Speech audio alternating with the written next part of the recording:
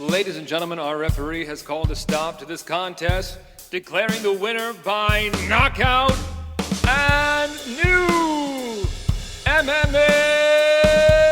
show! Greetings, ladies and gentlemen, and welcome to another exciting round of and new MMA show. I'm your host, Michael Hansen, and I'm a ring announcer, apparently. And I'm joined this week by my two co-hosts who bring MMA punditry to new heights. Introducing to you first, from New York, Mark Priaulx. What's up, bud? What up? Knicks are winning. Last I checked, we're looking pretty good lately. When you said New York, it popped into my head, so I'm checking again. Oh, fuck yeah, we're up by 20. Let's go, Mike. Dude, how good is Brunson, bro? Oh, my God. Dude, he's so good. He's so good. I love this Josh Hart move that we made. He has fit in nicely. Anyway, when you just said apparently, it made me think of that Apparently Kid video. Have you guys seen that from back in the day? Yes. Apparently. No. Apparently. I've never been on a roller coaster before. The video's fucking incredible. Yeah. Anyway, I'm here. It's MMA time. We're ready to go. That kid's probably like 15 by now. Oh, 100%. And yeah. He's probably fucking awesome. Yeah. All right. If you're out there and you want to be my friend, apparently, kid, hit me up. Yeah, man. All right. And introducing now from Florida, the Sunshine State, he is the Nicaragua Nightmare. Omar Artola. What's up, man? What's going on? Rewatched the fight, as we'll get into, and your boy got real sad. So the fight. Here I am. Here I am. Oh, it's the fight. If you don't know what the fight is at this point, what we are doing here today, you better get on it, son. Well, my son is in the middle of a really awesome sleep regression where he is waking up at like 4:30 again in the morning. And those are the best, aren't they? Screaming for my wife. This is awesome. How old is he right now? He just turned 2. Yeah. Terrible. Mark goes, No, my son is past 2.5. He's like 2 2/3, and he just had a week last week where after I don't know, it's been a while where he was up every single night in the middle of the night, and we were like, "What the fuck is going on?" Yeah, we're like, "God damn it!" So yeah, it will just happen, man. Doesn't make sense. All right, let's get into this, boys. We have quite a show for you folks this week. We're going to talk about this past weekend's awesome pay-per-view, UFC 284, Makhachev versus Volkanovski. What a main event. Can't wait to get to this one. We're going to throw a bunch of the fights into our lightning round. We're going to find out who rose and fell in Mark's very own rankings system that we call the Priaulx Rankings. We're going to find out what's going on in the world of MMA outside of the cages with the segment Inside the MMA Sphere, where Omar tells us what's what. And then we're going to look ahead to this coming weekend's UFC Fight Night. Andrade versus Blanchfield. Going to talk about a few fights from that card. And then we're going to end with a little bit of trivia. And your boy Mikey is going to redeem himself after last weekend's debacle. I cooked up a good one tonight. So if you're listening, stay till the end. And I did not cook one up. My streak is over. Trivia. Unless I think of one between now and then. I did not. Okay. I did not. Maybe I'll think of one. Well, before we get into any fight talk, gentlemen, let us first thank our audience. If you're watching this right now on YouTube, whether it is the full episode or one of our clips, thank you so much. If you could do us a great favor, hit the thumbs up, like this video. That'll help us out a ton. Drop a comment below, my favorite form of engagement with our audience. If you like any of our takes, let us know. If you disagree with any of our takes, we want to hear your takes down below in the comments. Please keep it classy. If you want audio only, you can find us wherever you get those podcasts. And of course, find us on social media at @&new_MMA show. Okay, let's do this. Who's on the marquee? Mark, who's on the marquee this week? Omar, who's on the marquee? I'll tell you who's on the marquee. It's 2 people. This week, the names on the marquee are Islam Makhachev and Alexander Volkanovski for their instant classic that they turned in this past weekend, this past Saturday night, February 12th, in Perth, Australia, at the RAC Arena, in front of 14,000 screaming UFC fans who were not disappointed. Well, they were disappointed in the result, but man, oh man, I am not disappointed in this fight. To me, I just said, I'll say it again, man. One of my all-time favorite fights already. It's on my list, which we got to do. We got to do an episode one of these days about like our all-time favorite fucking fights. That's a hard list. It is a hard list. Because like I feel like you're gonna come make it, and then the next day you're gonna be like, "Oh my god, I totally forgot this." That would be like my number 2. Like it's hard to remember them all. Well, it is not the first time, but it was a champ versus champ fight. Alexander Volkanovski, the current UFC featherweight champion, moved up in weight to challenge for the lightweight title, challenging Islam Makhachev. It was ultimately a losing effort. Spoiler alerts. Makhachev got it done on the scorecards and won by a unanimous decision. All 3 judges scoring the fight in favor of Makhachev. The scores read 48-47, 48-47, and a 49-46, which I'm sure one of us might have something to say about. Yeah, he's a fucking chooch. Mark, let me throw it over to you first. What was your take on the fight, the performances of these two men, and the decision ultimately? What a fight. What a night. This thing was awesome. I have the same take as you. Amazingly, I got a couple texts from people afterward when I shot out texts saying, like, wow, that was awesome. Who were like, really? You thought so? Like, I feel like not that much happened. I was like, get the fuck out of here. Like, if that fight didn't do it for you, just pick a different sport. It's not your sport. You're in the wrong sport. This was unbelievable. It really was a fight that I'll remember for a long time. The real storyline of this fight was, have we found someone in Volk who could step up to Islam Makhachev and present some resistance to this man's dominance? And that part of the story delivered in spades. Volk was every bit Islam's equal on Saturday night. You know, he went in there, he stared across at this guy who had begun to seem somewhat unstoppable as of late, and he just gave zero fucks about it. Like, from the beginning, he was calm, talking in there, laughing in there, reacting to the crowd, even with Islam on his back. Like, if you think about what Islam has done to people and the ease that he has done it with, and then I tell you that within the first few minutes of that fight, Islam's going to have Volk's back, and Volk is going to be ignoring it and playing to the crowd and fucking throwing up hand signals. Like, you'd be like, no fucking way. And that's what this guy went in there and did. Like, he is an animal. And then you factor in the crowd on top of it, which was just absolutely insane, popping for everything Volk did. It really felt epic, partially because of them. And the fight was great. Early on, I would say the movement of Volk and like the switching stances that he was employing, it definitely gave Islam a lot of pause compared to what we normally see. Islam is usually able to kind of walk people down, and because of the dual threat that he is, they don't react well. And Volk wasn't allowing it just because his movement was so good and he kept switching stances, and it seemed like Islam couldn't, I got fuzz flying in my face, couldn't really figure out how he wanted to enter, and it was frustrating him to start. And Volk was really setting that pace. But as we saw in round 1, all Islam needed to do was land one, which he did. He brought Alex to a knee, and then he charged and he took the back. And the first round didn't tell you a huge story of what was coming, I guess, because, like, yes, as I said, Volk was fine and he was posing, but he was also stuck. He was stuck for about 2 minutes, and it kind of felt like, all right, Islam's being Islam. And you kind of thought, are we going to see this again in round 2? And then round 2 comes, and we get the whole story of, like, holy shit, like, this is going to be a real fight. Because, I mean, first off, we get a knockdown from Volk, which I didn't even realize was a knockdown live. I thought Islam tripped. And on the rewatch, I've since realized it was a knockdown. But then Islam kind of scrambles and gets Volk down again, and you're like, oh, here we go, it's going to be the same. And Volk gets up, and then he gets him down again, and Volk gets up again. And that's when it was kind of like, oh, shit, like, this is happening. Like, Volk is here, and we're about to get 15-plus more minutes of this that are going to be fucking wild. Like, that was really when it hit you. And you could tell it's when it hit Bisping. Like, Bisping kind of lost it when Volk truly got up and separated. Like, that's when everybody started to really buckle up.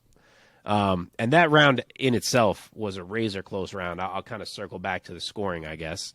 Round 3 was razor close as well. Round 4 even. I get the argument of like Volk was landing all these punches. I think it's tough to not give it to Islam because Islam was on his back for such a long period of time. But that's the round where I feel like Volk blew it because that round was the first time where I kind of had the feeling of like, wow, it sort of looks like Volk has more energy right now. Like, what's going to happen here? And then he gets caught in that takedown where he kind of gets half up and he's so comfortable that he starts talking to Islam's corner about how he's about to get up. Yes. And it was like the one time in the fight where he kind of checked out a little bit and Islam took his back and had his back for 3 minutes after that. And you wonder, looking back, like if he would have just focused on getting up, could he have won that round and he would have been the champ right now? Yeah. So I'm sure he regrets that moment. Turned out to be a huge mistake. But then we get to round 5 and it's all Volk. It's like the one, you know, the legend of Volk kind of already grew throughout this fight. But it just explodes in round 5 and goes through the roof with the knockdown. Like, he is raining shots standing over Islam. Who the fuck does that to Islam? Like, that picture, that feeling of like, oh my God, that's where Volk became the man, as if he wasn't already the man. But that was the statement of the fight. And to get back to the scoring, it was impossible. Live, I had it 48-47 Volk. I had given him, 48-47 Islam, excuse me. I had given Islam 1, 2, and 4, and I gave Volk 3 and 5. My first rewatch, I scored it the exact same way. Granted, I thought it was even closer than I thought live. Like, I feel like 2 and 3 were just impossible. I gave 1 to Islam, 1 to Volk. But it was impossible. Then, shortly before this show, I realized that Volk's knockdown in round 2 was a knockdown, which I had never noticed. I thought Islam tripped. Even on my first rewatch, I thought he tripped. So now in my head, I'm like, well, fuck, if I had that round by this much to Islam, and now I just gave Volk a knockdown, maybe I got to watch this again. So I'm just going to end up watching this fight like 10 fucking times. But what even the biggest Islam fanboy could not deny is that Volk won this fight in pride-style scoring. Like, he was the better man. Islam won a round 1 barely. 2, 3, 4 were all tight, and Volk fucking smoked him in round 5. So I think that's why so many people are struggling with this decision, clamoring for an immediate rematch, claiming Volk should still be number 1. And I get it because, like, he won the overall fight. Despite the fact that he maybe lost 48-47, he was incredible in there. So it was great. I don't hate you scoring it either way. The thing I really loved about this fight is that it played out in a way where both guys stepped up where their opponent thought they'd be weak. Like, Islam didn't think Volk could ever stop his wrestling the way he did, and of course Volk did. And then Volk thought that if he could do that, Islam could never hang with him on the feet, and Islam did. He won a ton of exchanges in there, and he hurt Volk a couple times. So, yeah, I'm probably going to go watch this a 4th time now and a 5th and so on. It's just razor close, but really the bottom line here is that this was legendary. Both of these guys are unreal, and we do need to see them do this again. Omar, what was your takeaways from the fight, especially from a technique perspective, or any favorite moments from you for the fight? And do you think that Islam was the rightful winner? What did you think of the scores? So, watching the fight live, it was, I thought, impossible to figure out. I think when I had gotten to the 4th round, I had it 2-1 for Islam. And then when the 4th round happened, in the moment, I remember feeling like Volk had done enough, and I didn't care for Islam never really advancing position or seemingly going for submissions and just holding on. And then round 5 obviously was for Volk. I think that's 1 and 5. I feel like are probably the least disputed rounds of the fight. On the rewatch, I gave 1, 2, and 4 to Islam, and I gave 3 and 5 to Volk. 2 was very difficult. I think when it really came down to it, Islam had more moments in the second round. And I think that's what really edged him out. And I think for that reason, 3 and 4, 3 I thought was also clearly a Volk round for me. And then 4, with all the control and for whatever reason live, I felt like Islam was just completely holding on and not really doing anything.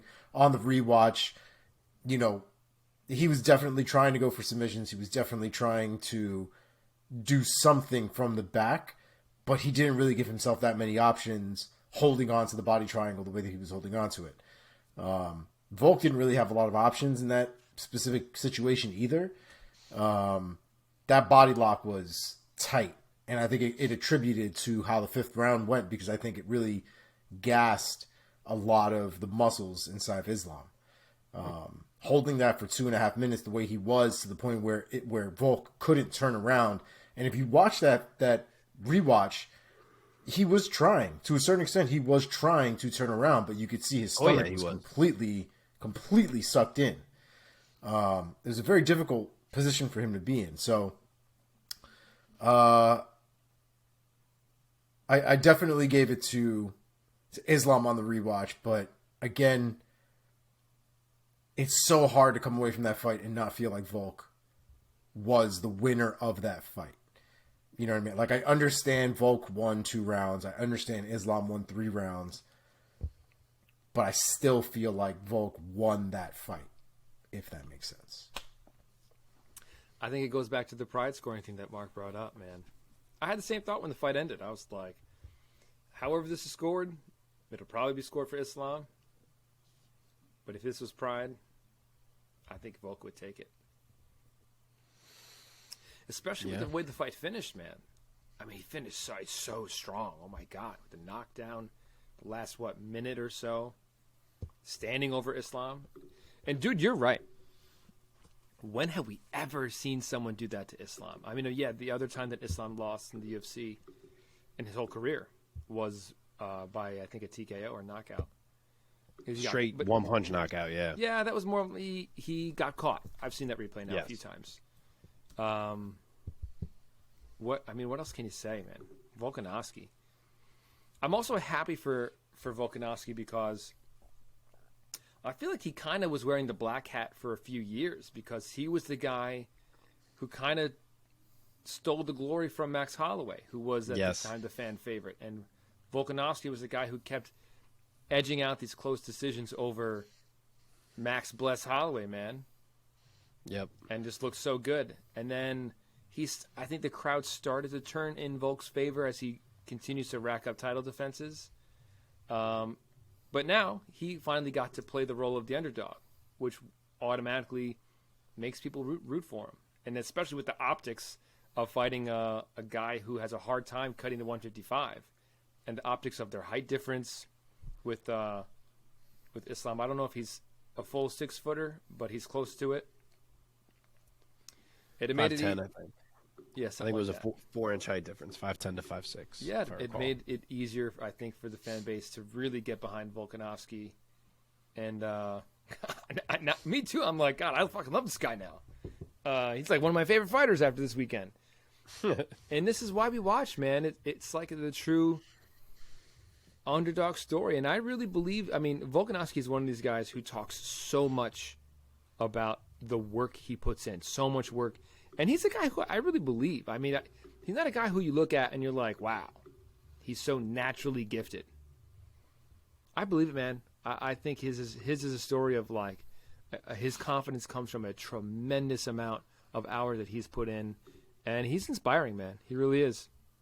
But I can't leave out the greatness of Islam Makhachev. Just because Volkanovski took Makhachev to places that we've never seen before, Makhachev still rightfully has a claim to, that he won this fight. And he is now the pound for pound best on the planet at 155 pounds.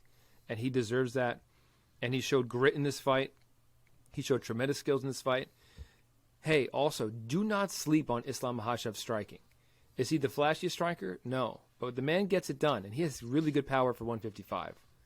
And I say it every time, man. I don't know when people are just going to admit that the dude can strike. Yeah. Oh, for sure. Does he have like the touch of death power? No, but he hits really hard for 155, man, and he's a good striker, and he's accurate, and he's really accurate, and I mean Makhachev, man, he's just a total package. You can't deny it. He's as close to being the total package as it gets. Yeah. All right, what is next for these two UFC fighters? Will they meet again anytime soon or no? Mark, what do you think? I mean, I love the idea of a rematch. Who doesn't? I think it's something that has to happen. I don't know that it has to happen immediately.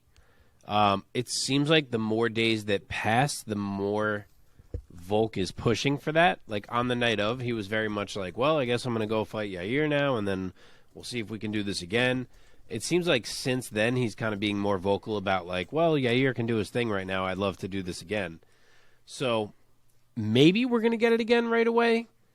I kind of feel like I'd rather see Volk go unify the titles with Yair and have Islam defend against someone, whether that would mean Poirier or Dariush or whoever it would be. There's obviously options there.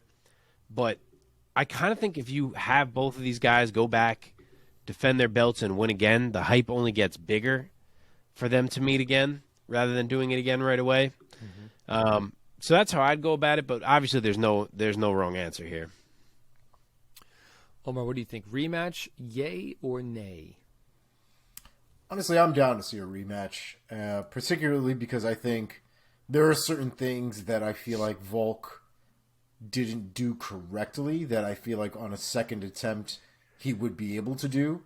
It sounds like Khabib had some feedback for Islam as well, so there might be some things in there that we may not see a second time around. However, the one thing I feel like that won't happen is Volk won't be giving that much respect to Islam early in the fight. And I think he gave way too much respect, worried about the takedowns, worried about the strength, worried about everything that we all thought was going to be a problem. And I think once Volk kind of got into the groove, he realized this isn't really as bad as anyone made it out to seem. Let's get to work. And so we saw kind of that shift in the momentum, especially as the rounds went through. But I feel like on a second, and let me be clear, if this was a 10-round fight, just based off of the performances, Volk, first of all, regardless of the fact that Volk was basically almost done with that fight in the first place, would have gone another 5 rounds. That cardio that man has is stupid. I don't even understand it. I don't. Oh yeah. Islam was definitely on the way down, and Volk seemingly was like a straight line. Like it just didn't seem like it was going down. It wasn't as high as when he first started, but it just wasn't going down. And it was really impressive to watch. So I just feel like on a second whim, on a second try, Volk gets it done. And I feel like if you go back to unifying the title, defending the title, if something were to happen, if one of them has a big fight that might need another you're going to lose, I think, the fire that's kind of already been sparked. I think this is one of those you strike while the iron is hot kind of things. That's fair. The rematch is so interesting because I agree with everything you said about Volk, that he would not show as much respect and maybe he would be more aggressive from jump and all that. But at the same time, I know Islam had a really rough weight cut, so I wonder how much of a factor that was. And I also wonder how much his game plan changes, because I do think, as much as he respected Volk and he prepared for Volk and all that, I think he thought things that always work would work. From all his interviews, it seemed like he was just like, I'm going to do what I do, and it doesn't matter. And now that he knows that, I could see him coming in with a more effective game plan as well. So I don't even know who I would want to say, like, oh, if they have a rematch, I think this guy's in a better place. Like I'd be just as undecided as I was going in. Or I'm more undecided. The one thing I did notice though is that Volk wasn't overpowered by Islam. Islam has had, just like Khabib, this reputation of just like teddy bearing motherfuckers and just doing whatever he wants to them, however he wants, grabbing limbs from all kinds of fucking angles, and guys are just sitting there twisted up like pretzels, don't know how they got there. They get let go of, and they're like, what the fuck just happened to me? And we're talking about elite fighters, not like small roster guys. We're talking about guys who this shit doesn't happen to in a real fight, in a professional fight, or at the gym.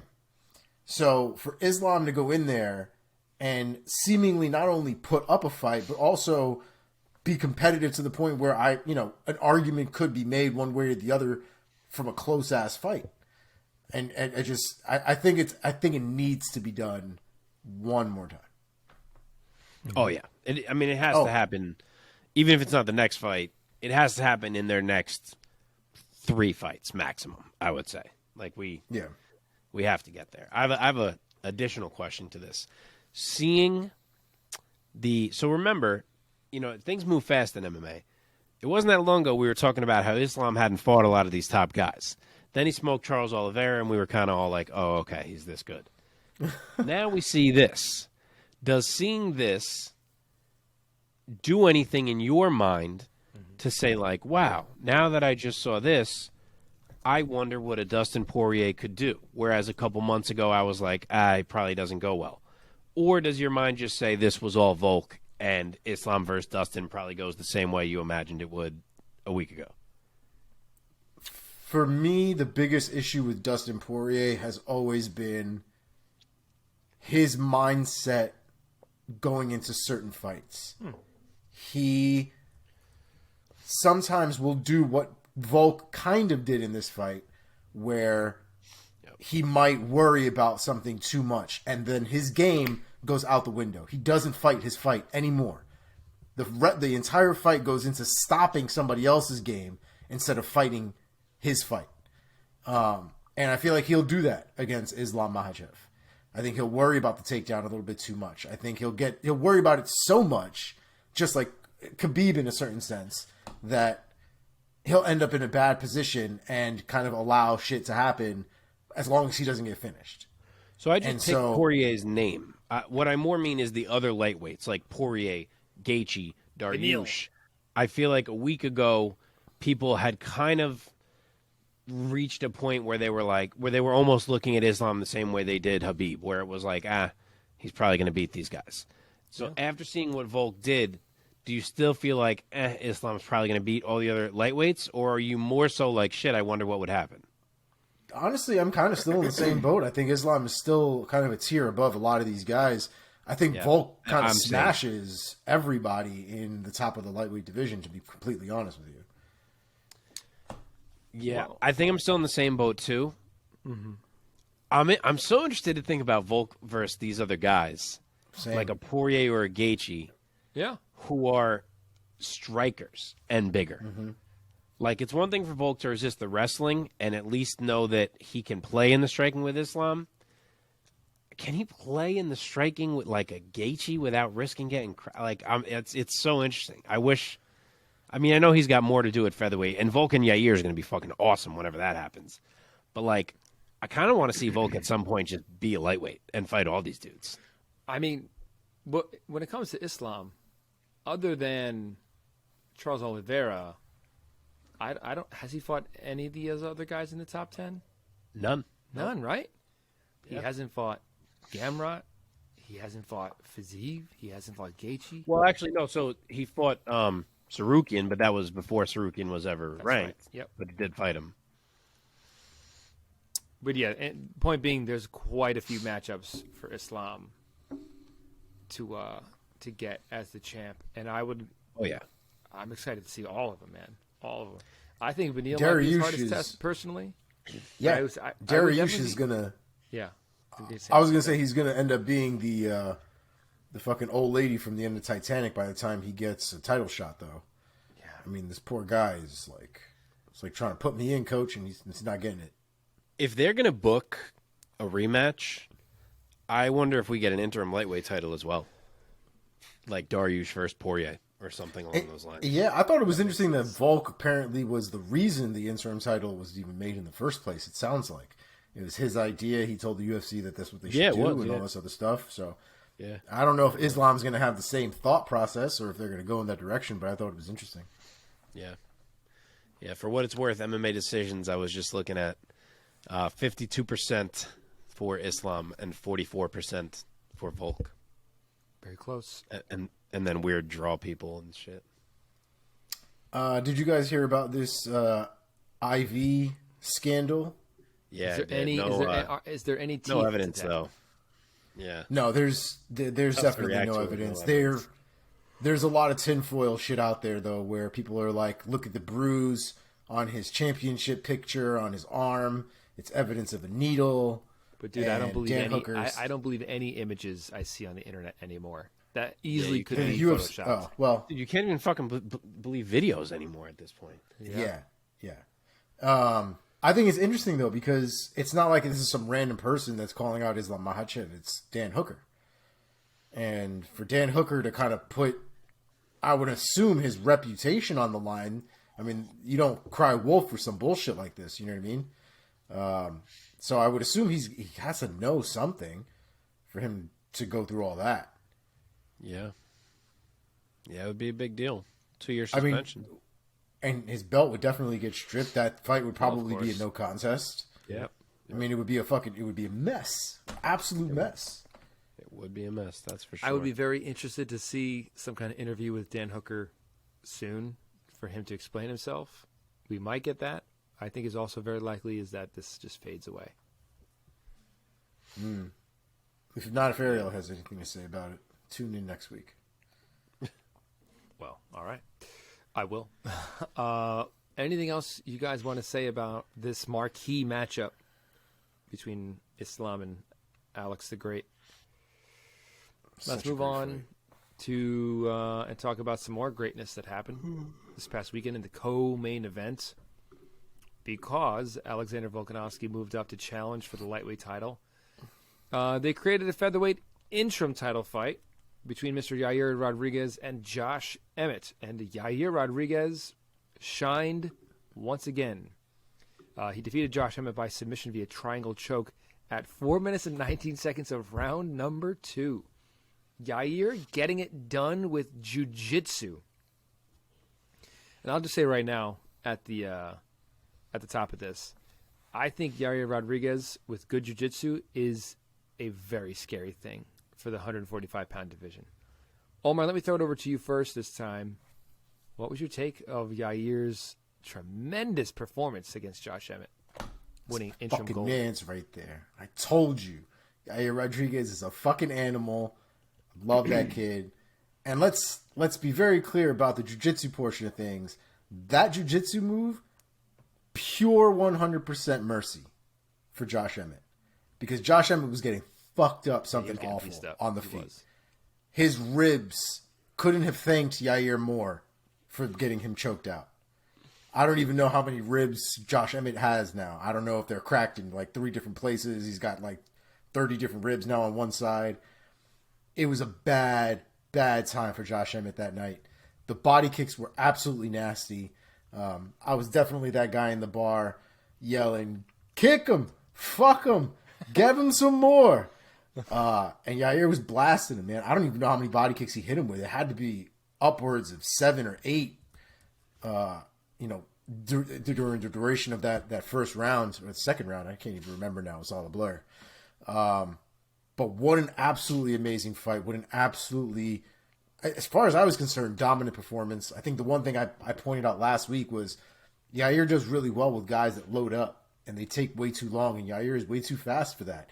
And you can see Josh Emmett was throwing like killers at Yair, but Yair just wasn't there. He was not there for him, and not only was he not there, he was returning at the same time. So Josh Emmett had his half of his face was all red, his body was turning purple. I mean, the triangle choke was pure mercy. Mark, give us your take on Yair stepping up and winning interim gold. Yair Rodriguez fought, I think, the most perfect fight I've ever seen him fight. He was so on. He dictated the range masterfully. He stayed just outside of where Emmett's punches could be effective, but like just close enough that his kicks could land repeatedly. He did a fantastic job of moving into strike and then getting all the way out before Emmett could load up, as Omar mentioned. Showed a variety of kicks to keep Emmett guessing at what was coming. He was working up the middle, as I said I thought he would do, because Emmett likes to kind of come in, duck down on a line there, and he was freezing Emmett with that. He was like water in there. I mean, that was the definition of like water. Emmett did have the one big moment where he was able to kind of lunge in and land a good one, and then kind of got a break with Yair falling and letting Emmett work on top to close out round one. And at the time, I really was like, oh, Yair's fine. But it's crazy because I've since seen quotes from Yair, and he says that he got hit so hard he doesn't even remember anything until the triangle, which is wild that Emmett hits that hard and that one punch was like that. He didn't even remember how he got on the ground for the triangle. But that aside, this fight was Yair all along. It was just constant flow state for him. Even the submission felt that way. Like he set it up so easy, it felt like. And it was just an awesome finish and awesome to see Yair with a belt around his waist, interim or not.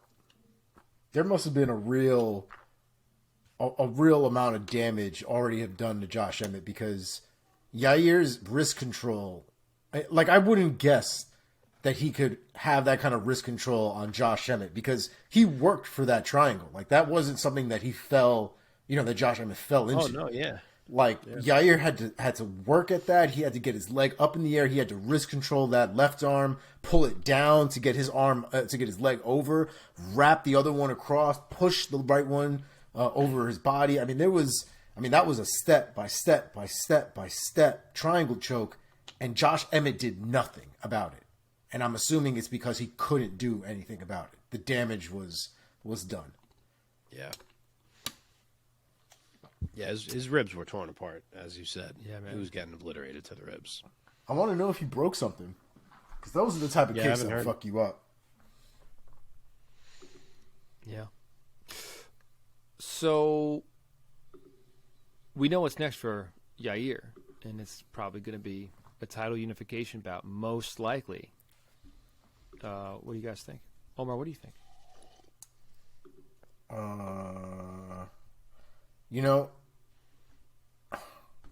I wonder, because let's say it's not, right? Then who do you give the next title shot to, I guess, at this point?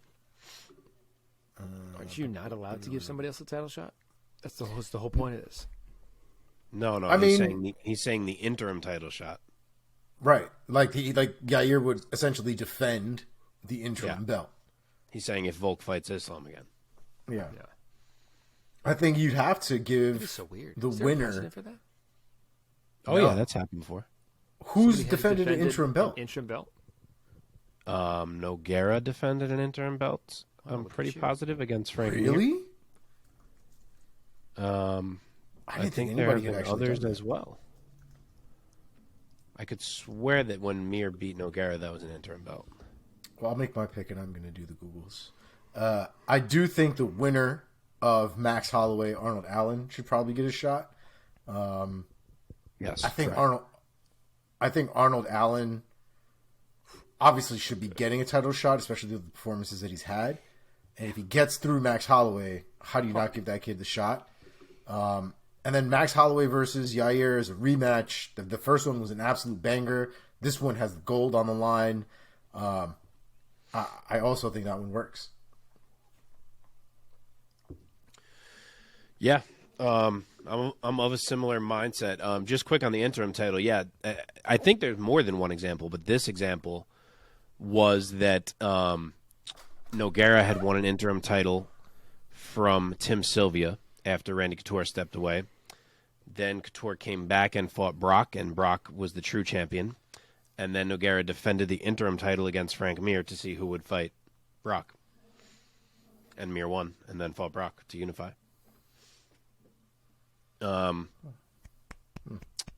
But and I do think there's at least one other I want to look myself of an interim getting defended.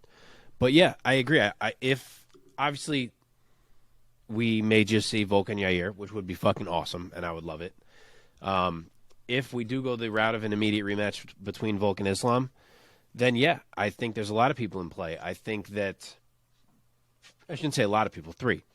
I think that the winner of Max and Arnold Allen could absolutely fight for that title. And I don't think it's crazy to give Brian Ortega that shot returning from injury, considering he never actually lost to Yair Rodriguez. So I think he could potentially step right back in, since Max and Allen is not till like 2+ months from now. Mm-hmm. I don't think it would be crazy for them if Volk gets booked to be like, all right, we're going to do Yair and Ortega. So yeah, I think there's options. I think we could see a handful of different things potentially. Yeah, definitely, especially considering Brian Ortega looks like he's hitting pads already. Looks like his shoulder's healed to a good extent anyway. Maybe he's not 100%. I don't know. But from a timeline perspective, I would imagine early summer would probably work. Right. Yeah. And so Poirier is close to this mix too. I'd have to imagine he needs another win before he could actually be fighting for a title. So he's not quite there. Honestly, give him Josh Emmett. I was just going to say that. He would make a lot of sense to fight Josh Emmett. Yep. To Poirier or I would say Evloev. Either one of those guys who are like kicking down this door. I think it's kind of Josh Emmett's time now to say, all right, you got to test one of these guys.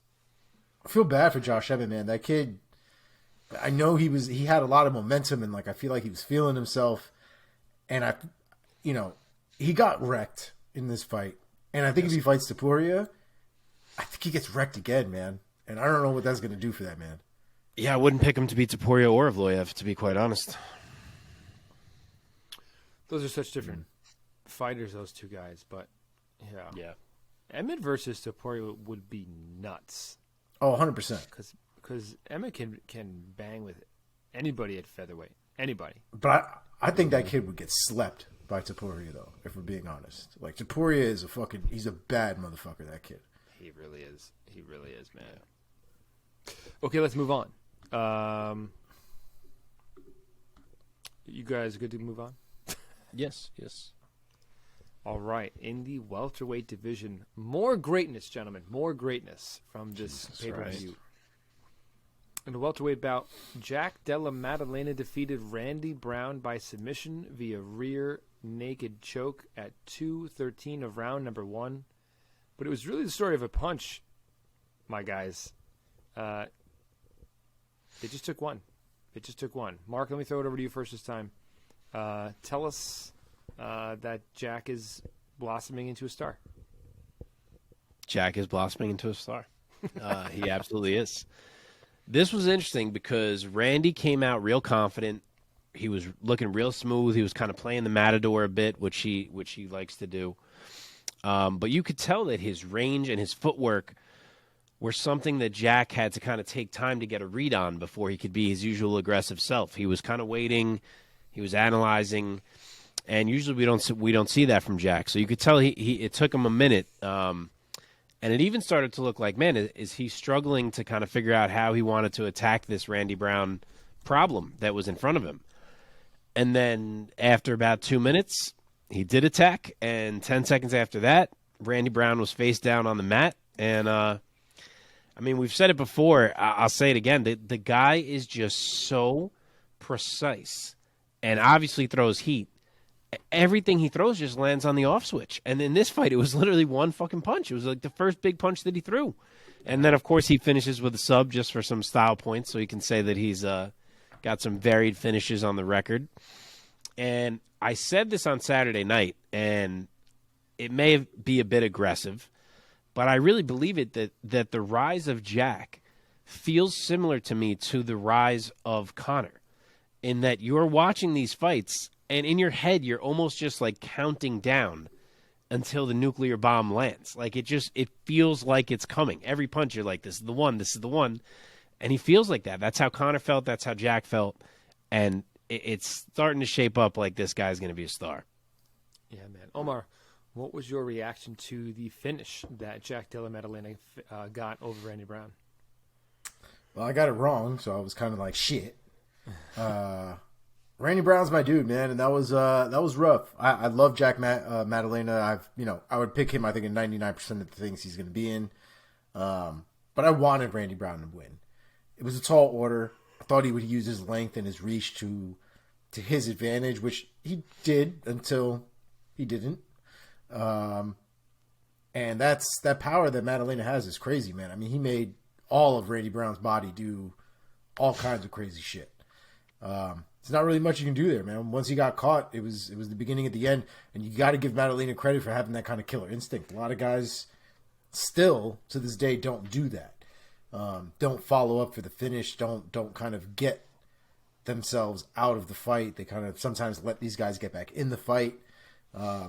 So Maddalena did the right thing, man. It was a great fight. Excuse me, great performance. I mean, he's got to skyrocket at this point. You probably give him somebody really high up at this point. I would imagine his performances are insane. Let's just piggyback right off that, Omar. Looking at the welterweight rankings, if you were the matchmaker of the UFC, who would you want to match up Jack with next? So, I don't know if this is too much. I actually am not even sure if this man has a fight already or not. But I would give him to RDA, Rafael dos Anjos. And I also fully believe he can fucking destroy Rafael dos Anjos. And that's knowing how good Rafael dos Anjos has looked recently. So, that's a great fight. Mark? I actually hadn't thought of that. I do really like that. That's interesting. I was going to go with the one that Jack mentioned, which was Vicente Luque. I just think that is such a sexy fight. Put those guys in there, lock the door, and let someone freaking kill the other one. I mean, I'm Luque also fine with that. Is Luque top 10? Yeah, he should still be. 8 or 9. Yeah, that's what I was going to say. 9, I was literally just going to say 8-9 range, maybe. Yeah. And forgive me, is Jack ranked as of right now? Is he in top 15? He now is. He broke in at number 14, I think I read. Wow. I'm pulling it up right now. Yes, he's number 14. Luque is number 9. RDA is not ranked. See, shit like this makes me nuts. Jack Maddalena is ranked. What? Della Maddalena is ranked ahead of RDA. Like, yeah. What are we doing? Oh well, I guess never fucking mind then. I guess shit like that annoys me. It makes no sense. Yeah. Now it makes no sense, that fight. Oh, you know why they have RDA as a lightweight still? He's the number 9 lightweight, which is considered, even though he already moved up and already won a welterweight fight. This is I hate you. We have to stop before I fucking go on another rant. All right. Any names for Randy Brown you guys want to throw out there? Considering? Yeah, I will. I'm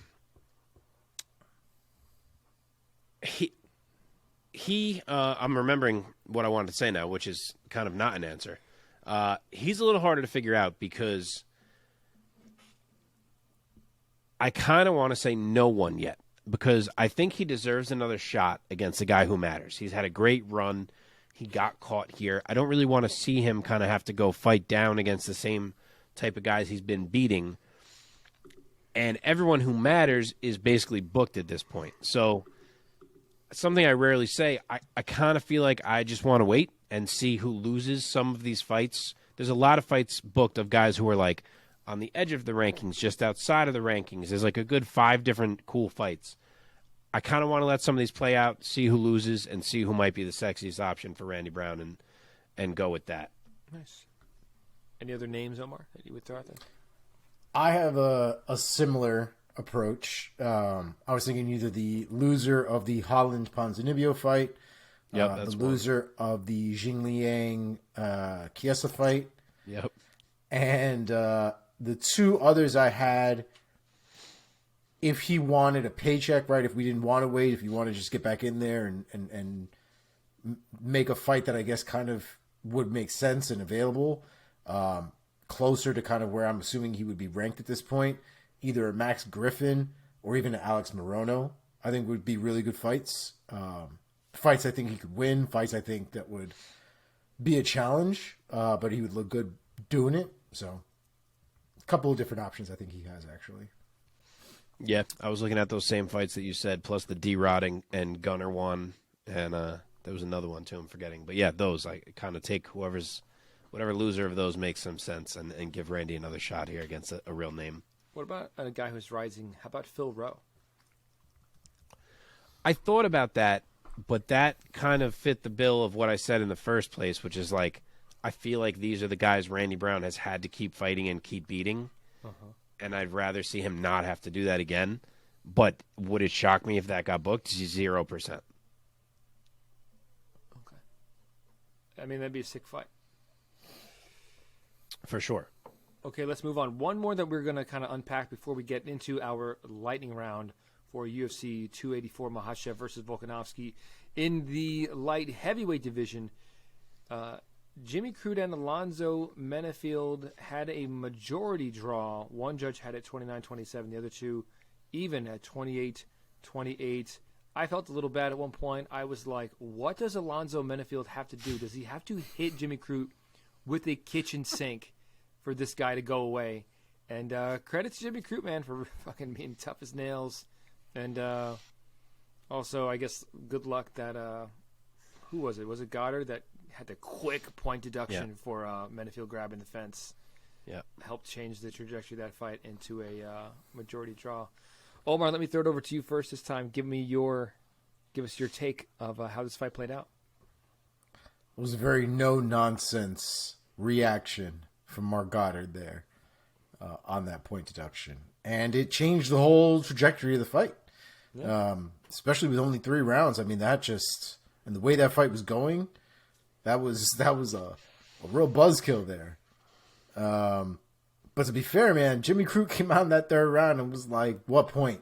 And just tried to murder Alonzo Menifield. I mean, the closest I think we came to seeing a final round end like that, I think, was the Volkanovski Islam fight, where Crute was just trying and on top and not letting Menifield up and going and going.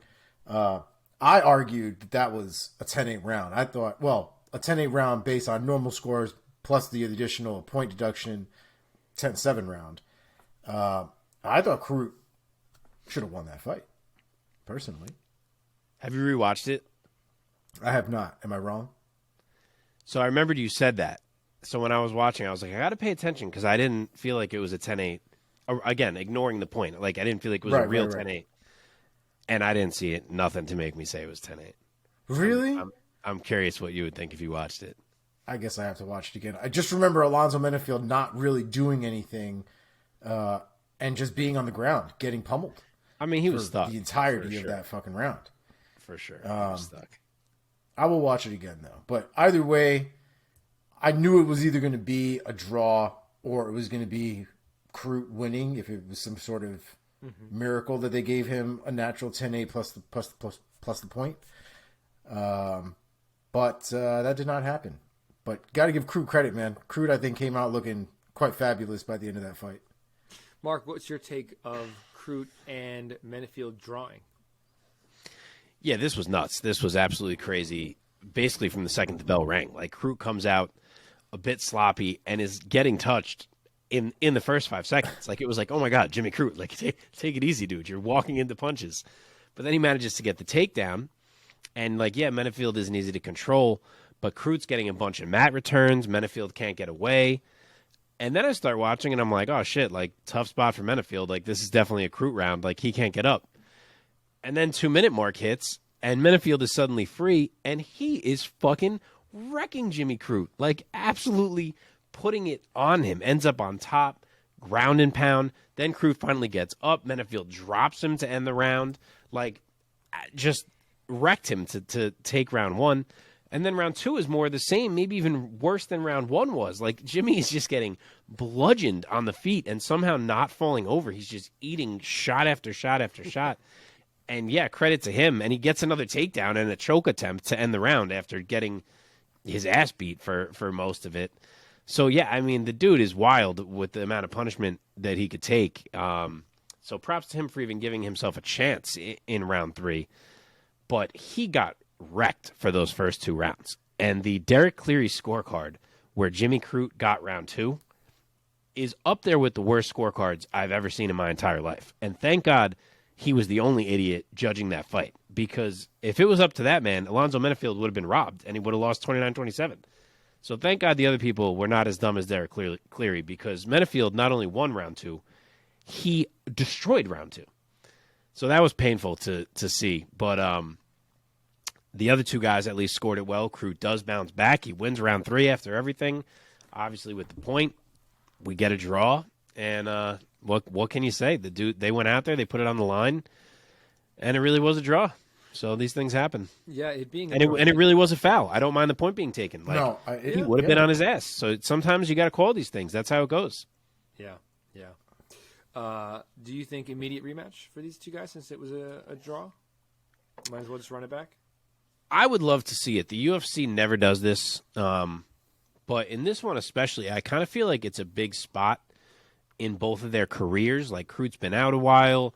He comes back. He gets tested.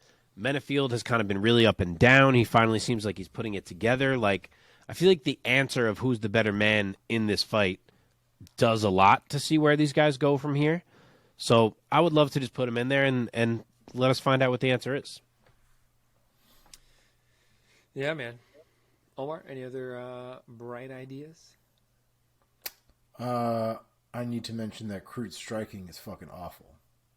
It's god awful. It's the worst. He's got to figure that out. He's not going to go anywhere. Like, his ground game is legit. Don't get me wrong, but he's not going to go that far if his striking is like that the entire time. That shit was painful to watch for 2 rounds. Yep. Okay. Let's jump into our lightning round.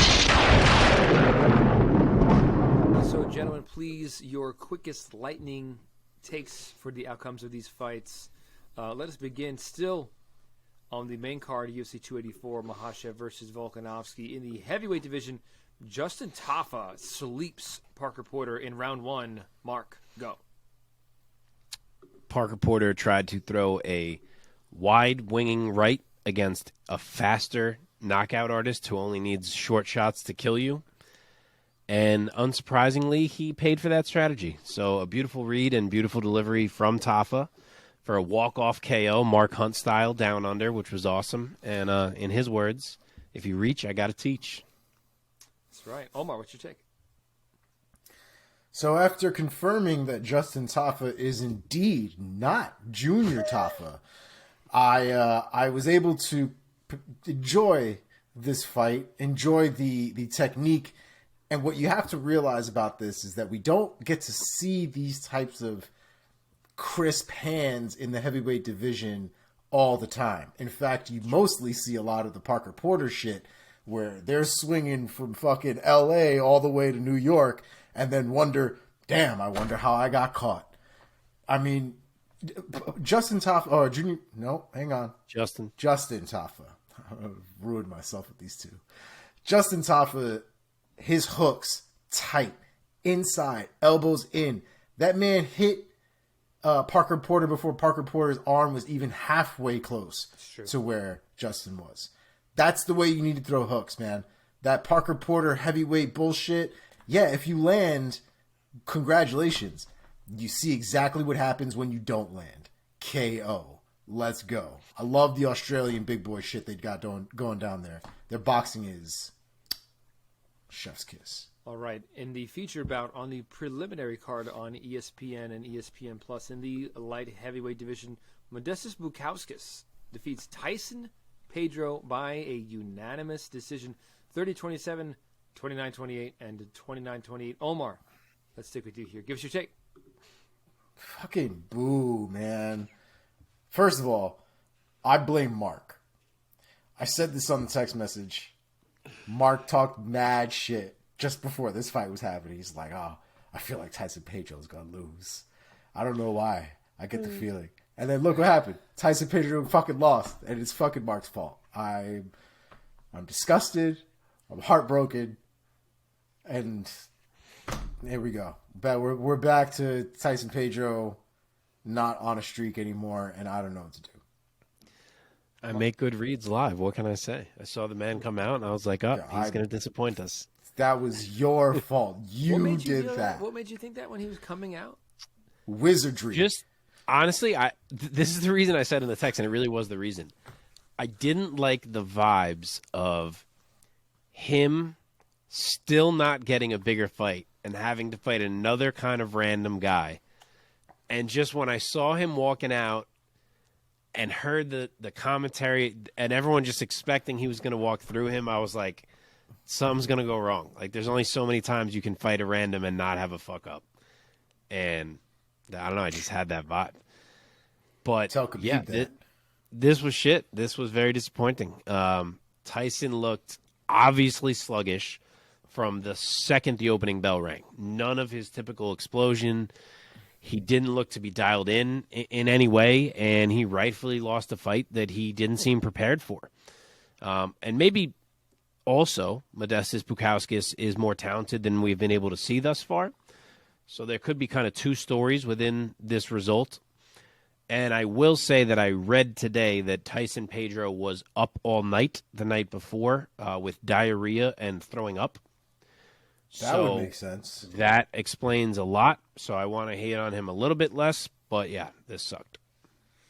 It wasn't a great performance, man. Like, he didn't look good at all, like, ever in the fight. Yeah. And that was something I think we texted each other almost right away. It was like, yep, he looks horrible. He looks absolutely terrible. Didn't show up. And I don't think Bukauskas is terrible, but I 100% believe that Tyson Pedro is significantly better than him. I just don't believe that was the best Tyson Pedro. Whatever happened there, whatever that was awful. And I feel bad for him, but at the same time, man, like, you got to adjust to stuff like that because, like, how many minutes did he need before he realized, fuck, what I'm doing is not going to win it? Like, switch it up. At that point, just, like jump on him. Go for some sort of takedown. Like, switch it up. Because it was pure insanity by that point that Tyson Pedro was trying to do the same shit over and over again, thinking that something miraculously was going to happen. Yeah. Okay, let's move on. Let's see. In the featherweight division, Josh Coulibaly defeats Melsik Bagdasaryan by submission via rear naked choke. Official time 2:02 of round 2. Omar, sticking with you. Take it. Dog, what a great fight, man. What a very competitive fight. And Coulibaly might be on that short list of the most opportunistic submission artists that we have right now, active in the game. Bagdasaryan made one fuck up, like one literal fuck up, and lost the fight. It was absolutely insane to see Coulibaly jump on such a small, minute opportunity to get his neck wrapped up, get the arm trapped in, and that was all she wrote, man. It was a crazy moment. Did he just, like, drop him with a jab or something at first? He hit him with a jab, and then Melsik kind of tripped as well from the way they stepped in, and he just jumped. But yeah, this was impressive. Sorry, I was going to say there are ways to, like, get up properly, right? Like, you know, especially when there's somebody next to you and there's a threat and you're worried about getting choked or you're worried about getting hit on the way up or whatever. And I think, I want to say Bagdasaryan might have just rushed that process a little bit more so he wouldn't get caught on the ground. But Coulibaly was literally there before he could do anything about it. It was the reaction was crazy. Yeah, I'm not even sure he did something wrong. Coulibaly was just on his back so fucking quick before he could even react to it.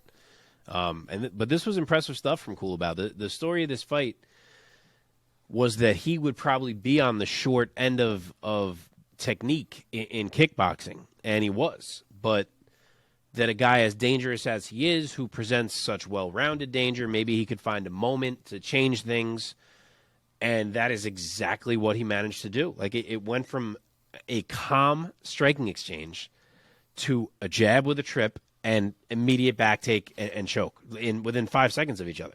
So well done from Coulibaly, and I love that Melsik grabbed his neck and kind of choked him at the weigh-ins, and then Coulibaly responds by choking him out in the fight.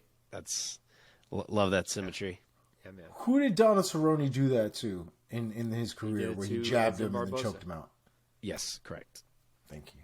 I thought of the same thing. Very similar. All right, let's move on. Let's see. Kletzen Rodriguez defeats Shannon Ross by TKO in round number 1. Mark, take it. So I read somewhere a couple of days before this fight, I forget from who, but the take was that Kletzen Rodriguez's debut loss kind of masked the fact that he has the talent to be a future contender at flyweight. And boy, I don't want to get ahead of things because Shannon Ross, is unproven himself, but that looked very contendery. So maybe Rodriguez is a name to watch. I mean, he just came out like a whirlwind. He tore Ross up to the body and the head, switching back and forth, and he got him out of there quick. Omar. The striking was clean, man. I think the only thing we'd have to keep in mind is he missed weight. Doesn't look good. Did he? Shit, I didn't even realize that. 127. Oh, shit. I totally missed that. So he did miss weight. And he looked like somebody that had a lot of power behind him. That is a deadly combination. Hopefully his next performance, he makes proper weight. Because if he's still that good after actually making weight, people are in for some trouble. That man got hands, for sure. Okay. Jamie Malarkey, UD, over Francisco Prado. Omar, take it. Jamie Malarkey, man. That boy is a gamer. That boy is absolutely a gamer, and I gave him all 3 rounds. I don't think I expected anything different from that. But Jamie Malarkey is going to be that guy. I think he had a better test before this, and somebody dropped out. I can't remember now off the top of my head who it was. Yeah, I can't remember either. But I'm glad Jamie Malarkey got the win. That way we can potentially rebook whatever that was and make a fight that actually makes sense for him. Yeah, he's absolutely a gamer. That's the perfect word. You could see that Prado was as advertised and that he presented some danger on the feet. He's a guy who had strung together a lot of knockouts pre-UFC. And you could see he had it in there, but unfortunately for him, it was an MMA fight, and Malarkey just fought really well. He mixed it up. He kept Prado guessing, a little bit off balance. He mixed in the takedowns, and he did work. Clear win for Malarkey. Okay, going down into the early prelims now. UFC 284, Makhachev versus Volkanovski. Jack Jenkins, unanimous decision over Don Shainis. Mark, take it. Bro, how about Australian Jose Aldo? I did not realize that Jack Jenkins had broken the legs of 3 of his last 5 opponents coming into this fight. That is an absolutely wild stat, and is also a stat that makes me feel like he might have a hard time getting fights in the UFC. But he looked great here. The leg kicks were on full display. He showed off the grappling. And Shainis did fight tough, to be honest. But it was a clear win for Jenkins, and definitely a guy that I'll be keeping an eye on. Omar. Yeah, man. The one thing I really liked about the showing for Jenkins was the weight it looked like he had behind a lot of his shots. We see a lot of guys that have a lot of movement. They don't always have a lot of the weight, but they're putting on a lot of the volume. Jenkins seemed to have a lot of good movement as well as a lot of that weight. A lot of those strikes look like they will mess you up when they land clean. And I think a lot of them did. So it was a great showing from Jenkins. I definitely want to see what he has higher up in the rankings at this point. But yeah, great performance for sure. Okay, Loma Luke Boon Mi, round 2 submission victory over Elise Reed. Omar, take it. Yo, let's go, Luma Luke Boonmi. Who had Luke Boonmi by submission on their 2023 bingo card? Because fucking no one did. No Same one. amount of people that had Jack by submission. Bro, I want to see that. Somebody could have probably bet $1 on that result. I was just gonna say, and won like $1 million. You parlay those two, you could probably bet $1 for like fucking $5,000. Man, the first round was competitive though.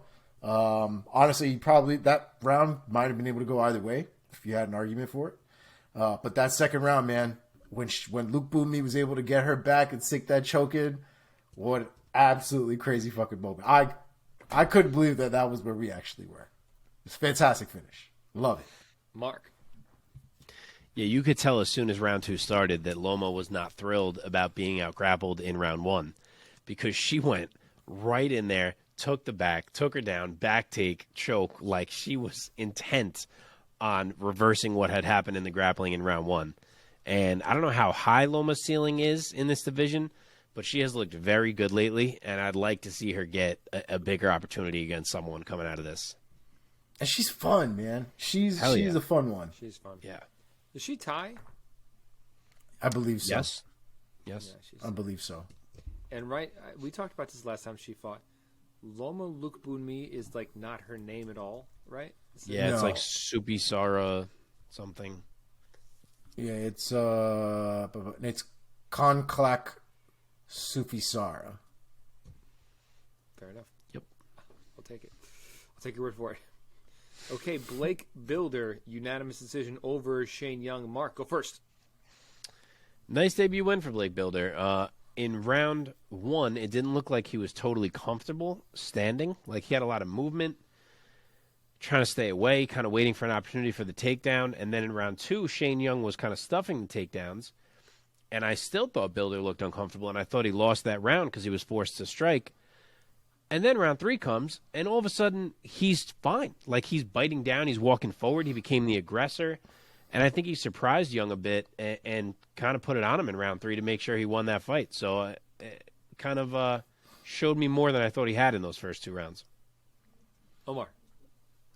Was this Builder's first UFC fight? Yep. I think that's kind of what it was and what it showed. I think by the time we got to the 3rd round, I think he was like, fuck it. Because I thought he lost the 2nd round, personally, so I thought it was 1-1. Yeah. I'm sure his coaches were like, listen, we're fucking here. Like, you want to win this fight? You want to be in the UFC? You want to come back and do this shit again? You better go out there and fucking win this next round. Like, we don't got no more time. And that's, I feel like, how he came out, man. He came out in the 3rd round. It did not look like he was ready to have a back and forth with anybody. He looked like he was going in there to destroy somebody for the next 5 minutes. And good on him. I thought it was a good showing, a good finish more than anything. And I think without the nerves in his next UFC fight, and this was a big-ass stage to be on. The crowd was wild. Yeah, granted, he was a prelim fight, so I'm sure there weren't even Shane Young, hometown guy, too. But walking into that arena in the first place has got to give you some kind of chills. So I'm assuming on his next performance, we'll see probably a more proper showing of what Builder has to offer for 3 more rounds. Just to piggyback off what you said, let's take a moment. What a fucking crowd that seemed like it was. Oh, dude, fucking awesome crowd, dude. Incredible crowd. I felt the energy through my screen. They seem like a less aggressive version of Americans. You know what I mean? Like, they really seem like they're chanting, they're going for their guy, but like it never seems like they're yelling "fuck you" to the other guy or like anything crazy. But like, well, we know the Brazilians, they're either you die or whatever. Like, we get that. But like Americans, sometimes there's a lot of the woo, a lot of the dumb shit that goes on in our arenas, and then you got guys yelling out wild shit. Didn't really seem to be the case in Australia. I feel like we don't even get behind our guys like that. Yeah, I almost feel like Australia is like a. I thought you were going to say like a little bit milder version of like the British or the Irish, like something like that. I thought you would say that too. I think they're very similar to one another, if we're being honest. I think they do definitely have a bit more like a patriotic view of their fighters overall. Yeah. But their human rights business down there is also very different from ours as a whole country. So there might be some differences in the cultures in all those different places. Sure. Yeah. I think we have one more. The opener of UFC 284. How do you say this guy's name? Elves. Is it Elves? I think it was Elves, right? Elves Brenner split decision over Zubaira Tukhugov. Marco first. I don't know if I watched a different fight than everyone else, but I really didn't have an issue with this decision. Yes, the only clear round was Tukhugov in round 2, but I thought 1 and 3 were really close. And if you want to give 1 and 3 to Brenner, I don't think that was that crazy. It seemed like the whole world thought it was the most ridiculous decision they ever heard that Tukhugov didn't win the fight. But I don't think he did as much as he could have in that fight, and I think Brenner winning was a fair choice if you wanted to judge it that way. Omar. I had Tuhugov winning all 3 rounds, personally. I thought you could make arguments for, I want to say, the first and the third round, if I'm not mistaken. That's the ones I said too, yeah. But I ultimately scored all of them for Tuhugov. I do think he did a little bit more. I think Brenner is such a gamer, though, that it made it difficult to really score those 2 rounds specifically. But I gave it to Tuhugov. I don't feel like it was a robbery. I just don't agree with the decision. Okay. Fair. That does it. Boom. Anything else you guys want to say? That's it, baby. Keep the show moving there, host. What a great fucking main event, though, wasn't it? Let's do it again. What Should we talk about the main event again? No, let's talk about. Let's rerun the whole thing back. Let's put a bow on UFC 284 by finding out who rose and fell in Mark's rankings system. Mark, take it away. All right, we got a lot this week. We have 5. Can I count? Yes, I can. 5 risers and 1 faller in the ranks. So we'll start with the risers. Should I start with the faller? I always start with the risers, and then we end on a sad note. Change it up, baby. Change it up. The faller. The 1 faller, you can probably guess it. It is our boy, Tyson Pedro. He moves from number 15 in my light heavyweight rankings down to number 21. This one stinks. We all thought Tyson was on the verge of some big fights, and instead he lays an absolute egg. We've since learned, I guess apparently he was sick all night, so we'll see how he bounces back. But either way, he slides down the ranks with that loss. Flipping over to the risers, we'll start from the bottom of the card and work our way up. We'll do everything in reverse on this episode. We have Elves Brenner, who was obviously a debutante. He jumps into the rankings significantly by beating a guy like Tuhugov. Gift decision or not, whatever you think. He enters my lightweight rankings at number 40. So we will see what he's got next time. Next one up is Modestas Bukauskas, the other side of that Tyson Pedro fight. He moves from number 34 to number 20 in my light heavyweight ranks. No matter how you cut it, that's a significant win, beating Tyson Pedro, so he kind of legitimizes himself there. Next one up, as we get to the main card, is Alonzo Menifield.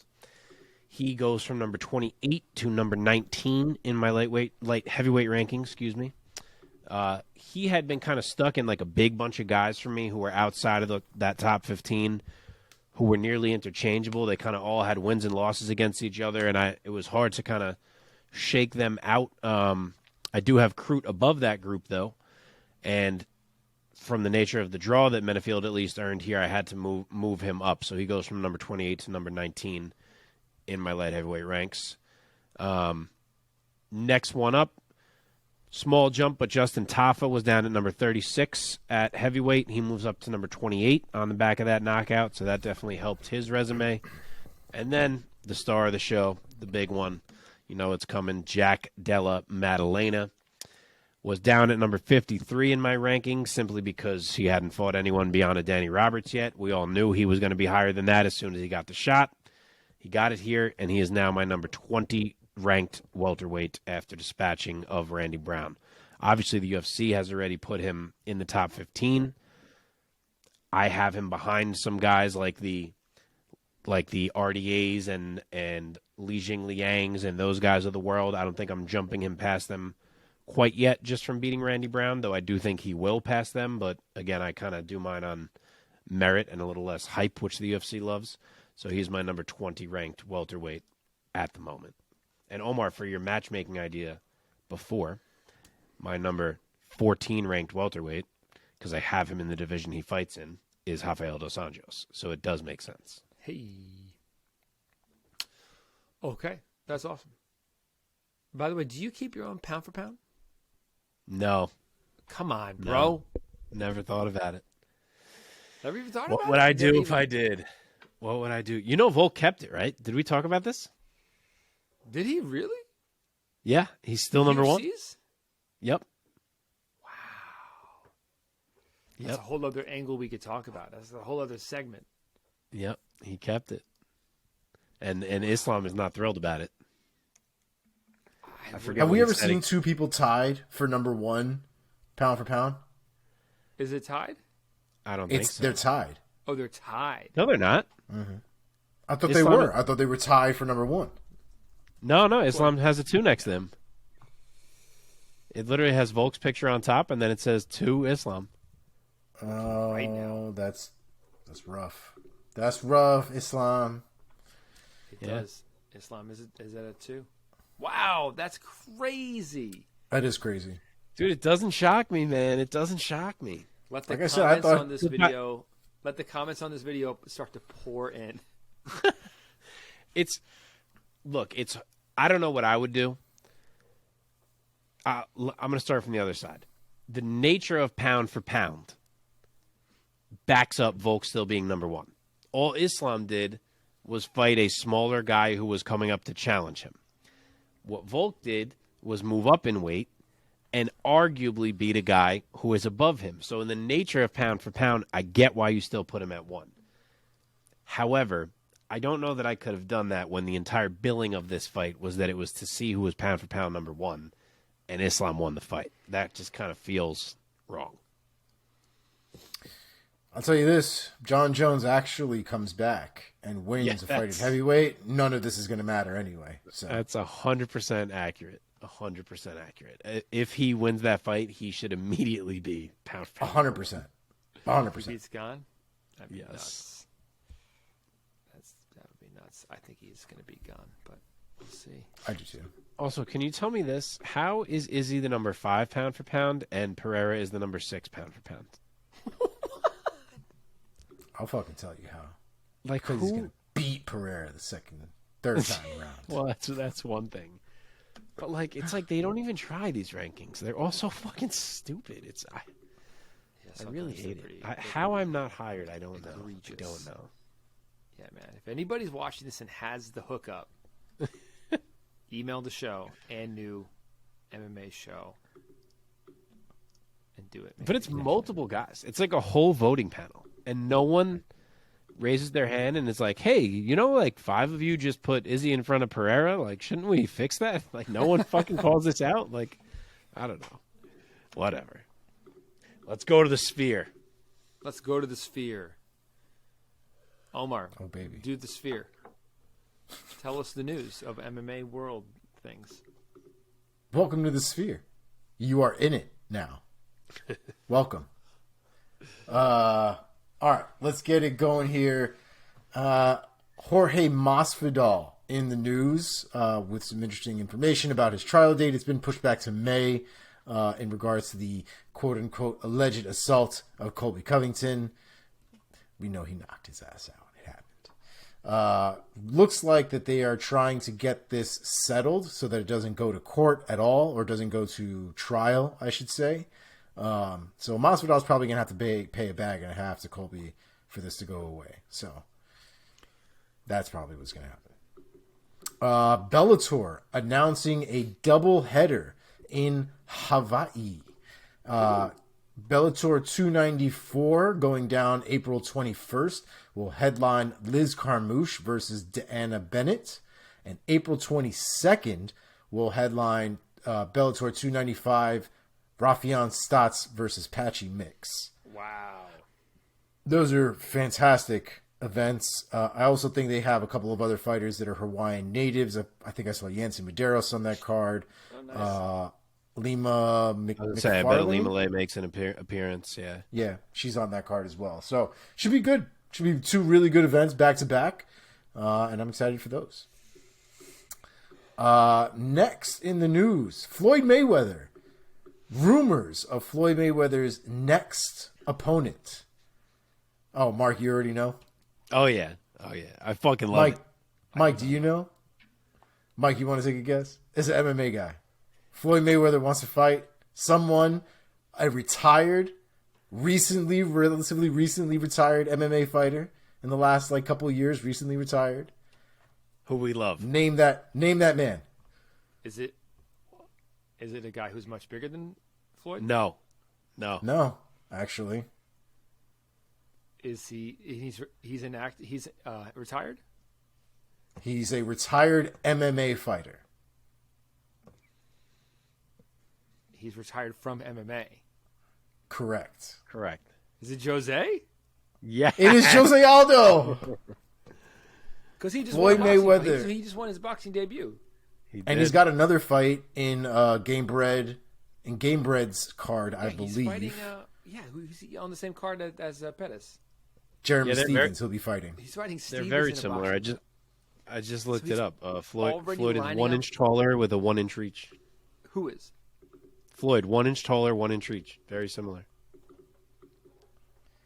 There Wait a are second, rumors he's- of this going down in Abu Dhabi. What? So they are both, they are both going to be fucking, Floyd already is. Jose Aldo, you want to talk about red panty night? That's going to be diamond panty night right there. Those people pay money and a half to watch that shit go down. So Yeah. good for them. Let Aldo get his money, dog. Yeah, I was gonna say Floyd's gonna fucking dance around him and jab his face off 100%. probably, but at least Aldo will be in a cool fight. But like, what if Jose Aldo like leaps Crazy. and like cracks Floyd one? Like, what if? He would be the goat fighter that ever lived. What if he kicked him in the leg? How great would that be? One leg kick. Oh man. Man hasn't thrown leg kicks properly in the retirement or in the twilight of his MMA career. Goes to boxing, throws the leg kick. Oh Just man. one. I always think that. Like, what if one of these MMA fighters took a boxing fight just to be like, fuck you, and head kicked a dude and knocked him out and just walked out? Like, I feel like we're gonna see it one day. And I feel like it's gonna be Mike Perry. To Jake Oh, my Paul. God. Yeah, there you go. Jake Paul. Let's go. Next on the list, Jessica Andrade, ahead of this fight this weekend, actually signed a new contract with the UFC. Apparently, she is now getting 3 times more than what she was getting in her previous deal. Good for her. So Good for her. hopefully I heard that's a significantly good bump. Like 3 times more, 30,000 is not that great. So hopefully it's a good chunk of money more. But yeah, good for her. Yeah, I heard her saying, I guess very recently after she won her last fight, she brought up how she had to start an OnlyFans for money and she hated it or something like that. So glad to hear that maybe she doesn't have to worry about that shit anymore. I could see that. Yeah, a lot of the women in MMA that do have OnlyFans, the ones that really succeed are the ones that be showing shit. A lot of the other ones that tend to... And Phillipe does well because she found the feet guys. And they... Who? Bro. Why do you know this? Felice I Herring. know. Felice Herring's been doing this for like Of now, course she is. like Of course 4 or 5 years, bro. Like since she left the UFC, she's been doing the OnlyFans I bet she's stuff. making bank because she seems like she'd be good at it. Like she'd be. She got the weirdos. It's the weirdos, man. She doesn't show anything. She's but kinda like pretty. it's She's like a pretty it's woman. feet all day. They love the feet, and I think she posts shit on her Instagram and stuff about that part too. No wonder Felice stopped fighting. She's good to go. Yeah, Oh, man. it seems like it. Yeah, But bro, nobody's killing it more than Paige Van Zandt on literally no one. Paige Van Zandt is like a bajillionaire because of OnlyFans. She really is yeah. Listen, I get it, but that girl is rich as fuck. Off of You that think she's nonsense. rich as fuck? I think she's 100%, not. dude. I don't know if 100%. I don't know if she's rich, but I would venture to guess that she is raking it in. My Like, guy, how there are many guys million a paying. You think There she's are making guys over $1 million paying a year? $1,000. There are guys paying $1,000 for a picture of her. I bet you she's making 6 figures a month. Oh my I wouldn't doubt that. I Dude, wouldn't we, doubt need to, that. we need to start an OnlyFans. The 3 of That them. girl pumps out content though like crazy. does, Like yeah, she's she got does. professional photographers and the whole nine. You know, like there are dudes that have excess amount of money and all the time in the world to be on OnlyFans.com throwing that shit at her. So So it certainly beats getting punched in the face for a living. She does that too, though, man. She does that for fun. Well, She's Jake Paul in that shit. Good for her. yeah. All right, what's next on the docket? If I look like that at this point, I'd probably be out there doing that shit too. Swing it around. As long as All you're right. just- Any opportunity to be rich. I wish I could do that shit. All right, let's get to some fight announcements here. Dennis Bondar is out of his fight with Ode Osborne. Charles Johnson will now be stepping in as a replacement. That fight will be going down on February 25th. We recently saw Charles Johnson. It's a great fight. For those of you who don't remember, maybe the name is too generic. He's the gentleman with like the little floppy thing he's got there in the back of his head. Yes. Little talking curl nonsense that's going Bondar? on. You don't? No. Charles Johnson. He's got he's like a shaved head, but then he's got like the one little foopy piece of hair back here. Yes. Mike, I'm disappointed in you. How do you even forget that? It is one of the worst hairstyles I've I know ever who seen you're in talking any about. century of any time. No, I think I know who you're talking about. It is horrid. It's not great. Good fighter though. Not great haircut. He just beat fucking guy that just returned at flyweight. Just now, yes. What is dude's name? I'm trying to help Mike remember this. He just beat friggin' Jimmy Flick. Oh, okay.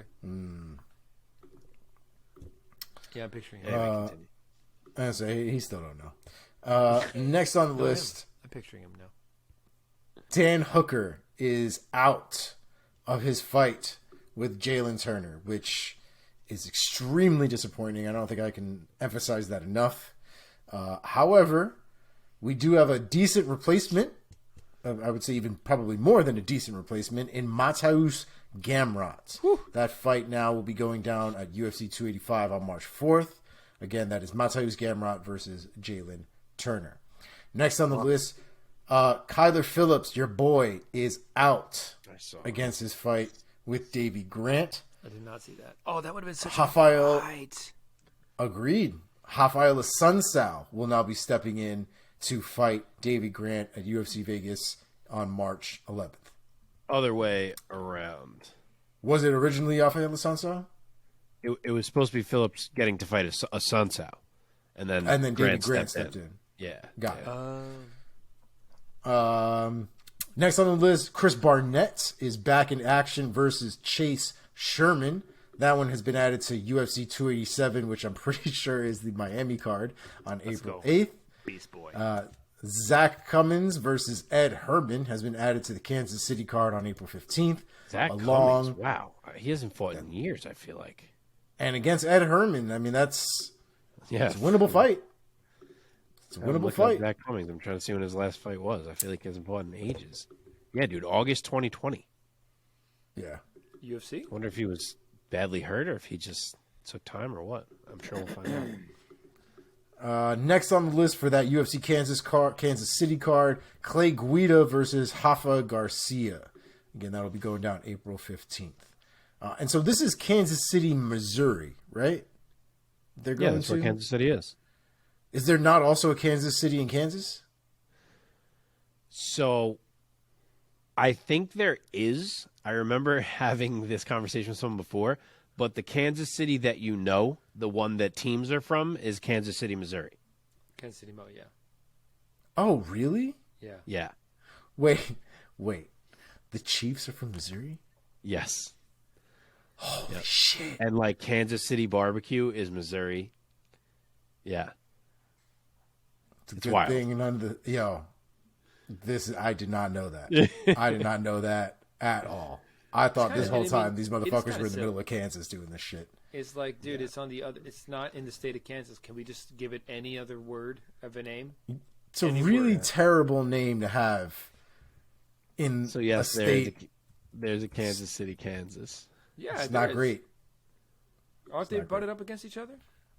What, Kansas City, Kansas, and Kansas City, Missouri? Yeah. Are they really? About that? I'm Hold on. going to let you atlas that.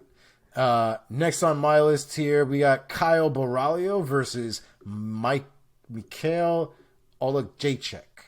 Mikhail Oleksiejczuk. Mikhail Wait, who's Oleksiejczuk fighting? I missed what you said.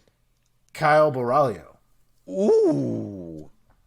I like That one has been added to the April 29th event.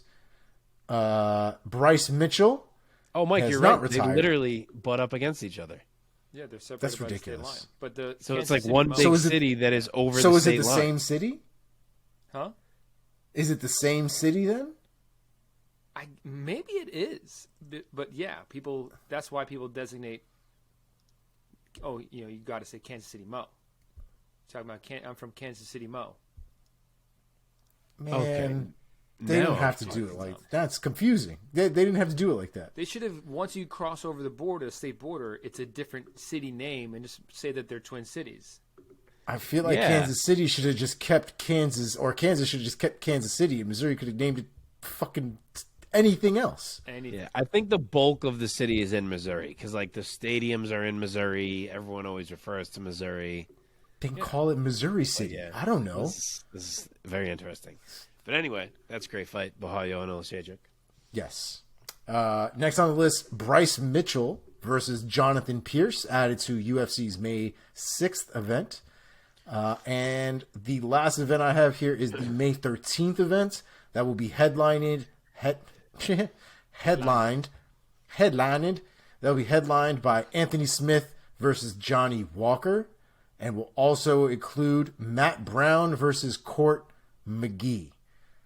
Damn good fight, I got to be honest with you. That is all we have this week. Woo! Nice, dude. All right, boys. Let's move on ahead now to our preview of this weekend's UFC Fight Night, Andrade versus Blanchfield. It's going down Friday, February 18th. No, I'm sorry, Saturday, February 18th at the UFC Apex in Las Vegas, Nevada. We're going to talk about, break down, and pick 4 fights on this card. But before we do, are there any other fights or fighters that you guys want to spotlight for our listeners? I'll do one. This is a bullshit card. This might be the worst UFC card of all time, if I'm being perfectly honest. Like, there is nothing appealing on this card. I will point out, I'm not even sure how you say his first name. I think it's Hussein. Hussein Askhabov is debuting on the undercard against Jamal Emmers. This dude is 23-0. He is from Chechnya. Hasn't fought in like 3 years. Had hype on him, and then I think was supposed to be fighting in the UFC a couple times and had things fall through for different reasons. Now he finally is. He's a career bantamweight. For some reason, he is moving up to featherweight. I don't know if maybe in these 3 years he just got bigger. He was young. He's now 28, so he was like 25, so maybe he just got bigger. But anyway, 23-0, which is a hell of a record, and he is debuting against Jamal Emmers, so that is someone to watch. But beyond that, I don't really have much on this card to highlight for you. Okay. Anything else, Omar? Not really. AJ Fletcher is on the card. He's an interesting guy, but yeah, I mean, to be fair, on paper, there's nothing very attractive about this card, but it's very possible that, once we take this card out for dinner on Saturday and we get to know it a little bit better, it might just prove to have been a fantastic night out. That's what we're hopeful for. But right now, the profile is not looking too appealing. Yeah. I will say one more, because we said we're not even going to do the co-main, right? No. The Zach Pauga one?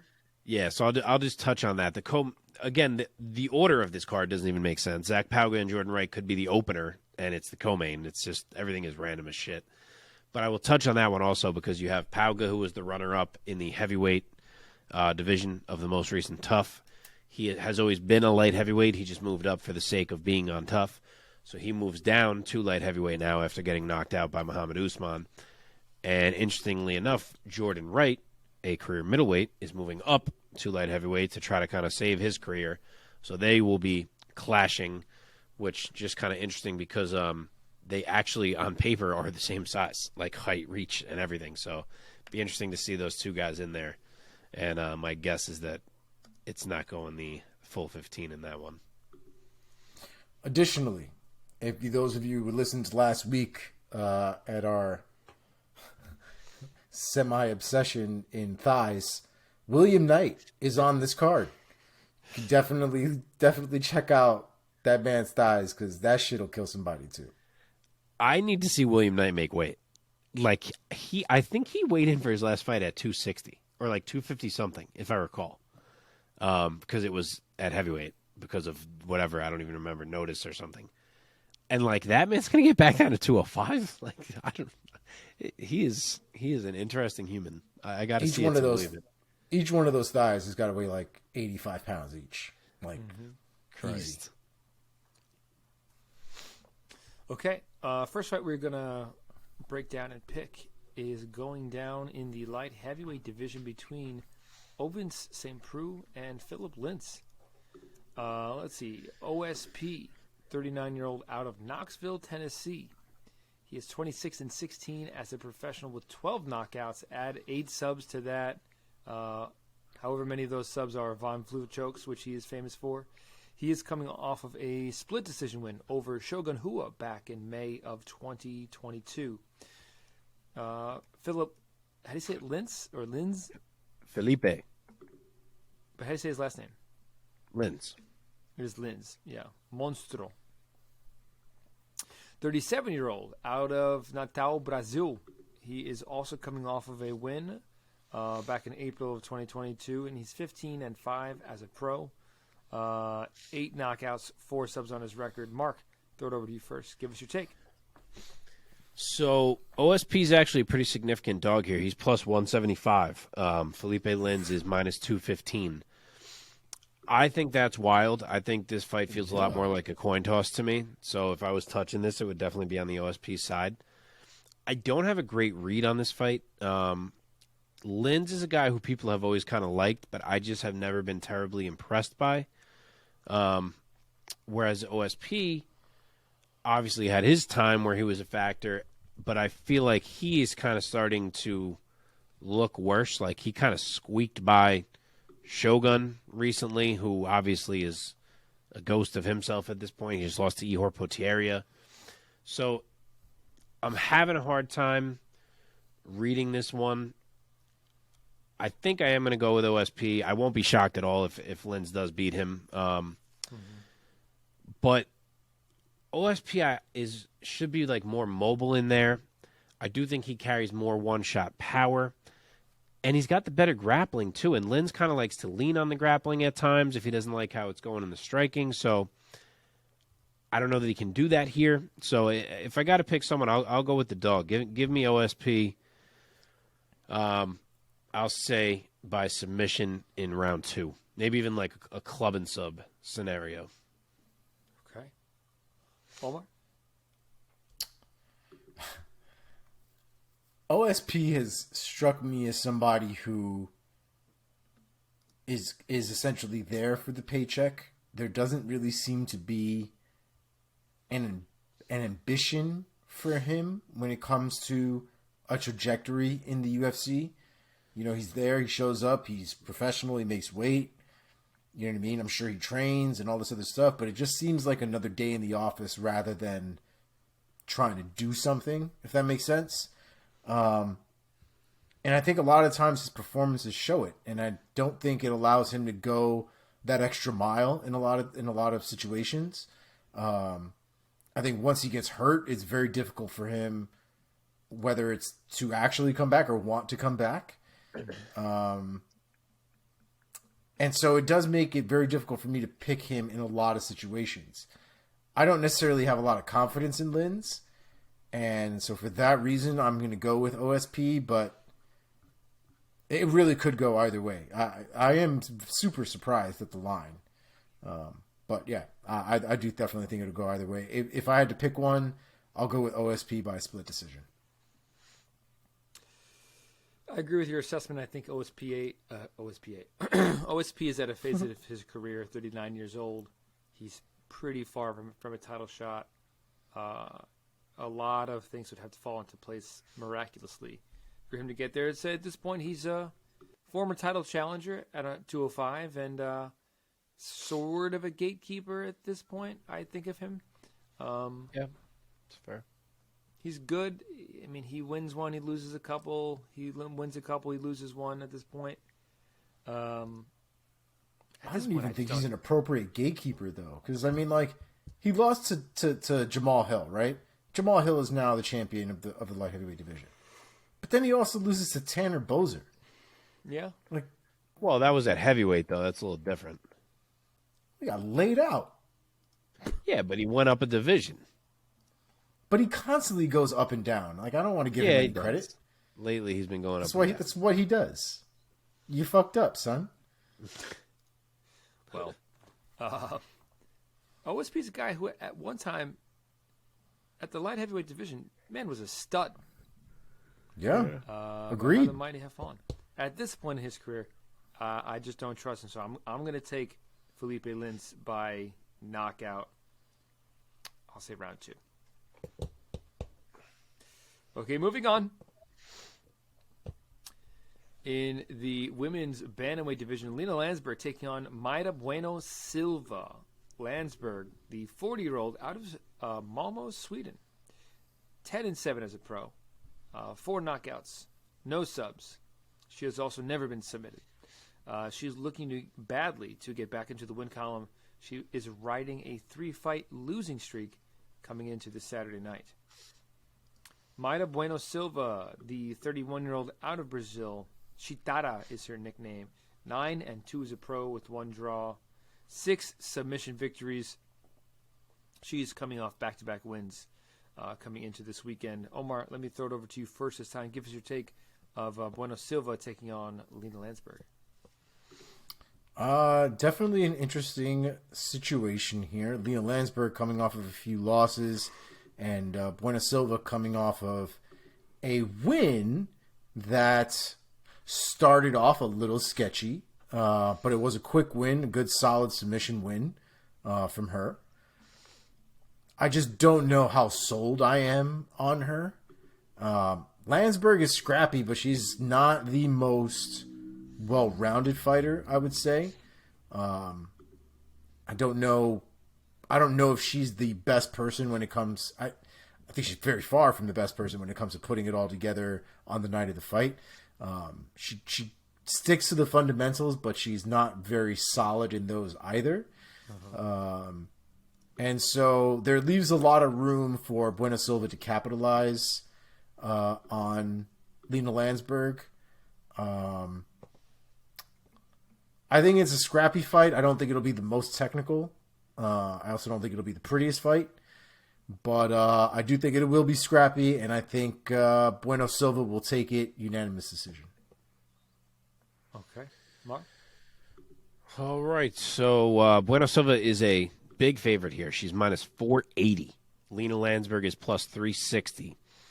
Interestingly enough, this is the only fight on the entire card, other than the main event, that features ranked fighters.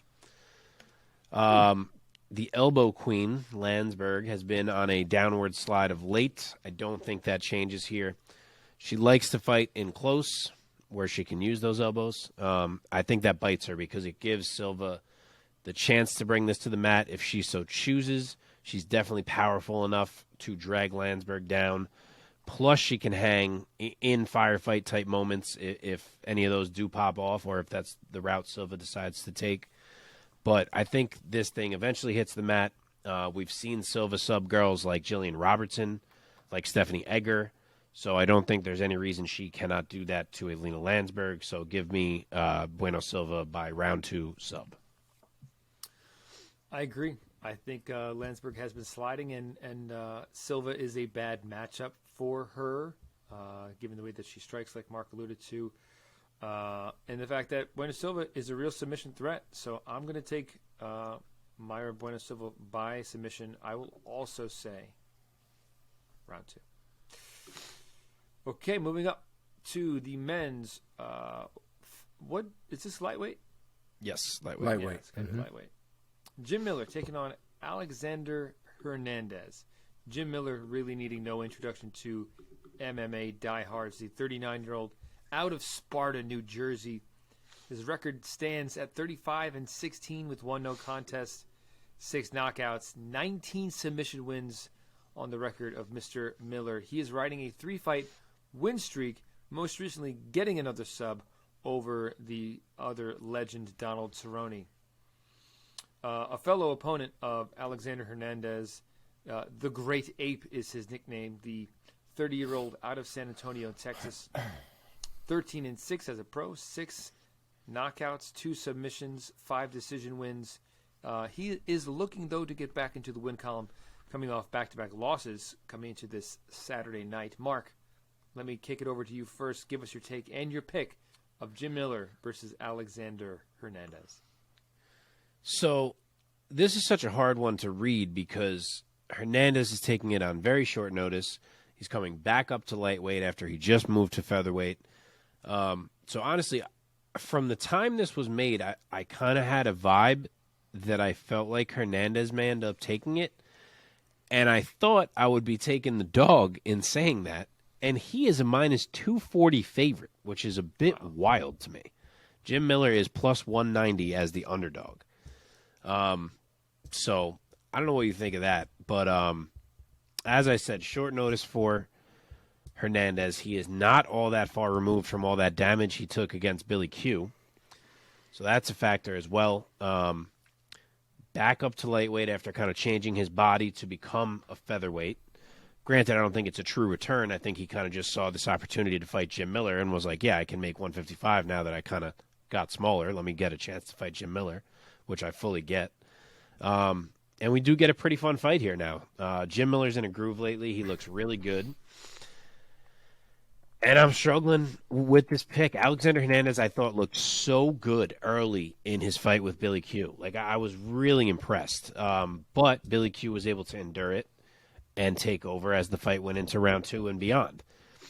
Now it's Jim Miller, and he's kind of a guy who can do the same type of things. He can take some early round 1 troubles and endure it and then turn the fight in a lot of different ways. So for that reason, I'm kind of like, I think Jim Miller can do this, but I don't know why. From the time this fight was made through now, I can't shake this feeling that Alexander Hernandez is going to beat Jim Miller.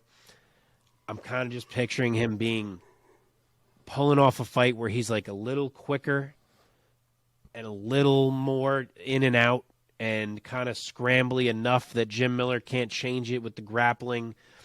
So I'll say it's a close one, but I'm going to say Hernandez 29-28. Omar. I think Alex Hernandez hurts Jim Miller early. Wow. I think Jim Miller survives, and I think Jim Miller takes a leg in round 2 submission. Oh, wow. I'm surprised that the odds are this wide. Me too. I'm Same. very I drawn find off this to by be it. a very tough fight to pick, mostly because Especially with the short notice. because of three reasons. Because of the age and veteran status and experience of Jim Miller versus the relative inexperience of Alexander Hernandez. And the recent struggles of Alexander Hernandez. I feel like Donald Cerrone just completely took Hernandez's juju away from him. And he has been up and down ever since. And as talented as Alexander Hernandez seems, Jim Miller is a fucking dog. And one of the toughest guys you'll ever see in the octagon.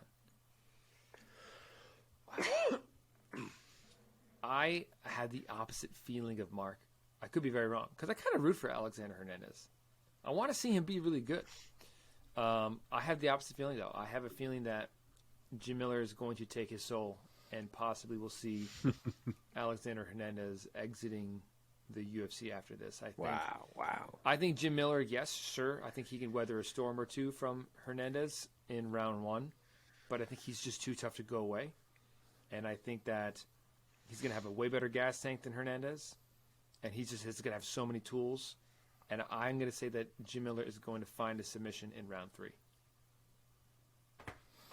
I think Hernandez does well outside of the UFC, if we're being honest, man. Sure. Yeah. Sure. He All does right, have main that event vibe. time. Very excited to talk about this fight with you two. In the women's flyweight division, Jessica Andrade versus Erin Blanchfield. Man, oh man. So originally it was supposed to be Blanchfield versus who? Tyler Santos. Tyler Santos, that's right. Santos is out. And look who steps in, but Jessica Bate Estaca Andrade. A lady who we were just mentioning in the conversation of greatest female fighters of all time. Stepping up to face the rising Erin Blanchfield. So let me set this up real quick. Erin Cold-Blooded Blanchfield, the challenger. No title online, sorry. 23-year-old from New Jersey. Let me say that again. She is 23 years old. Certainly one of the youngest competitors on the entire UFC roster. She is 10-1 as a pro, though, in spite of her young age. She stands at 5 feet 4 inches tall. Of her 10 wins, she has 2 knockouts, 3 submissions to add to that. Of her 1 loss, it was a decision win back in 2019 in Invicta against Tracy Cortez. Lost to Tracy Cortez via split decision in Invicta. She's gone undefeated since. Like I said, she's 10-1. She's undefeated so far in the UFC, 4-0 in the UFC, 50% finish rate. And she will now be standing across from Jessica Andrade, the 31-year-old out of Brazil, 24-9 as a professional, 9 knockouts, 8 submissions. She stands at 5 feet 2 inches tall. For 24 wins, I already said 9 knockouts, 8 subs. She's riding a 3-fight win streak coming into this weekend, winning over Cindy Calvillo, Amanda Lemos, and most recently beating the brakes off of Lauren Murphy. Mark, let's start with you for this main event. Give us your take and your pick of Blanchfield versus Andrade. I love this fight. It is so intriguing. It definitely at least attempts to save the rest of this card. The odds are very close, even closer than I kind of thought they would be. Andrade is minus 135. Blanchfield is plus 115, so it is nearly a pick'em. Some sites it practically is. Blanchfield is 2 inches taller, and she has a 6-inch reach advantage, which is bigger than I imagined. So that's a lot. Andrade is stepping in on 1 week's notice, as we know, which is very short. I love what we've seen from Erin Blanchfield. We have all been on Erin Blanchfield. We've all been impressed. We've all been calling her as someone who may break out in the year of 2023. Obviously, that timeline has been accelerated as she jumps into a fight with Jessica Andrade out of the blue, where if she wins this fight, she is probably calling for a title shot, and rightfully so. Yep. So we're going to see. She's 23 years old. It's happening quick. She has only had 4 UFC fights. Granted, she was in Invicta for a couple before that. And if there was ever a time to beat Jessica Andrade, it's when you get her on 1 week notice. Yeah. So we'll see. I do think Blanchfield is someone who gets better every single time we see her. I think that she's still developing. I think she has much more room to grow,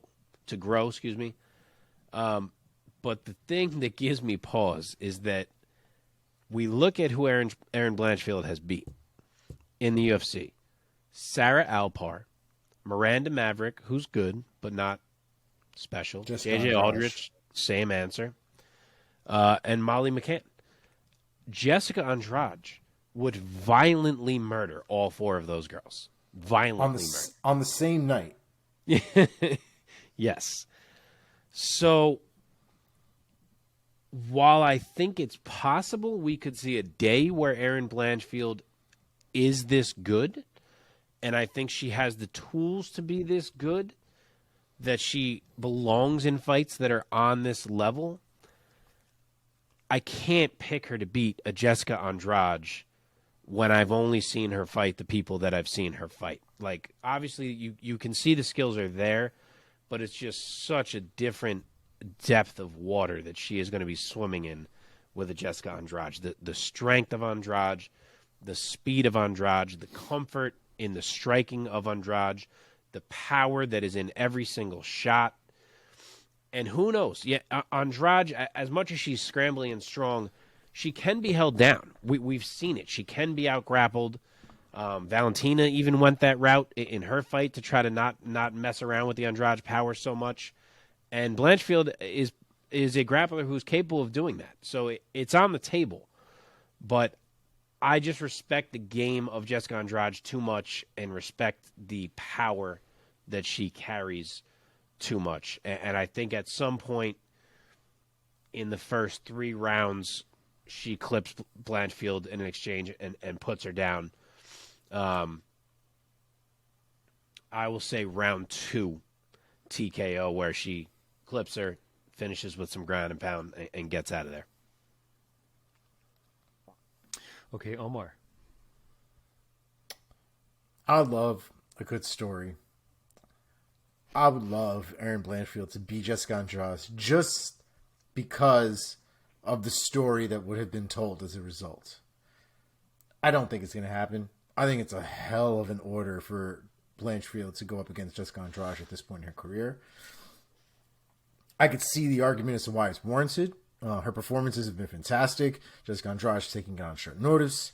But Jessica Andrade has that tested, proven willpower. We've seen her go through the championship rounds. We've seen her fight the champions. We've seen her dominate the elite. And like Mark said, we haven't really seen... Erin Blanchfield hasn't been given the opportunity to do that up until this point. So I think it's very possible for Erin Blanchfield to win this fight. I think there are definitely avenues for her to do that.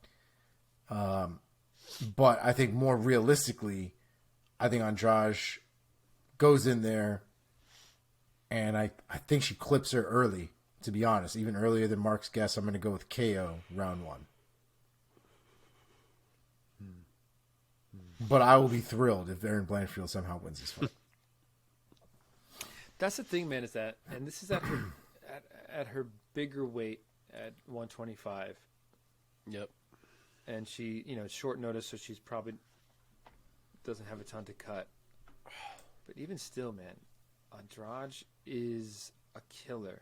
I mean, she has her last 5 fights have all been finishes. She KO slammed Rose. She KO'd Chukagian. She TKO'd Calvillo.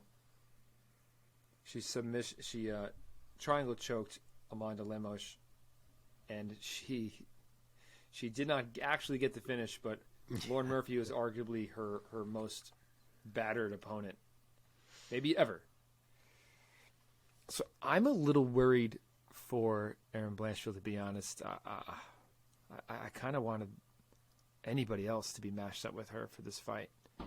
I think her youth, even though she's probably she's going to be the bigger, taller person in there. I mean, Andrade. We were talking about this before the show began, man. Andrade is a fire hydrant, and I think that Blanchfield's in for a rude awakening and a serious heat check. I mean, it could be very much like how when Yair ran into Frankie Edgar. You know what I mean? Like, yeah, right. You might just need it, because now look at Yair. Erin Blanchfield loses 1 fight to somebody elite like Andrade, comes back and becomes an absolute monster for the remainder of her career. Totally possible as well. 100% possible. I'm going to go with the same take as Omar. I'm going to say that Andrade, late in round 1, I think he's going to deliver a lot of punishment to Blanchfield on the feet. And we're going to get a TKO for Andrade round 1. But towards the end of round 1, not right away. All right. But, man, wouldn't it be amazing if fucking Blanchfield went out there and just, like, schooled her on the ground? Or like... Oh, it'd be incredible. Honestly, I'm a bit surprised the UFC made this fight. Because you have Blanchfield coming up, looking amazing. She's 23 years old. She's possibly the future of this division. And first they had her with Taila Santos, which makes sense. It's like a fellow grappler. She's not quite as dominant as an Andrade. And it was like, here we go. This is the test. And if she lost to Santos, it was not going to be by, like, bludgeoning. For them to say, okay, Santos fell out, who can we get? And Jessica Andrade raised her hand and them say, yeah, let's do that, I'm surprised because Me too. you run the risk of an out cold Erin Blanchfield, which is not what you're really looking to have right now. I'm honestly not super surprised. This fight kind of came together under very short notice, right? Look at it. Look at the fact that it's a headliner. This card was not I guess great. they had to save an event because it's the worst card that ever lived, and maybe they didn't have other options. And if Jessica Andrade even put her name in the hat or they asked her or whatever, it's a spot. It makes wanting to see that fight interesting. I mean, we want to see it. I mean, I do wonder if they were definitely like, Can't wait. oh, Can't wait to see can it. we get anybody else besides Andrade? No? All right. I bet there's not really a line out the door to fucking fight Erin Blanchfield. That girl is wrecking people right now. Yeah, maybe. She only has one loss, and it's a split decision loss. Yeah. All right. We will see. We will see. That's it for the picks and for the show. We did it. We only have one thing left, gentlemen. Oh, baby, it's trivia. A little bit of trivia. All right, here we go. I thought about last week's trivia. I see the possible error of my picks. I should have gone with somebody like Arlovsky instead of Boss. That would have been a better pick. I admit it. I was wrong. Okay. Thank you. This past weekend, UFC 284, Islam Makhachev versus Alexander Volkanovski marked the 8th time in UFC history that champions of different divisions fought each other for one of their titles. ETH, huh? Includes women as well. Yes. Okay. Of the previous 7 champ versus champ fights, which one did not happen on a pay-per-view event? What? Was it A? I'm only going to give you 4 because it's multiple choice. If I gave you all 7, that'd be too crazy. Okay. I'm going to pick 4 here. Was it A? This one is too recent because that's obvious. Was it A? If you say was it A again. Sorry. Cormier versus Stipe 1. B. Nunes versus Cyborg. C. Cejudo versus Dillashaw. Or D. Adesanya versus Blachowicz. Fuck. I know the answer. The DC versus Stipe one might have been in the Apex, and I don't know if they did a pay-per-view for that one. And then there was what were the last two? Cejudo Dillashaw and Adesanya Blachowicz. Cejudo Dillashaw is also totally possible they didn't do a pay-per-view because they hate the Tinies.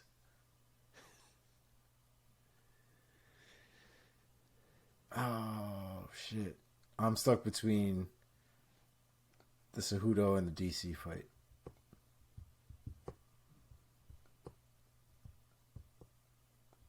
I'm going to go with the DC fight. The DC Stipe fight. No, those two feel like they would be bitching if they didn't get paid for pay-per-view points. I'm going Cejudo. I'm going Cejudo Dillashaw. No way Stipe fights without getting pay-per-view points. He's not fucking fighting now, and they're willing to pay him. Cejudo Dillashaw was the premier ESPN card after the deal. UFC Fight Night, Cejudo versus Dillashaw was not a pay-per-view. It was a fight night. Which, looking back, it sounds so weird.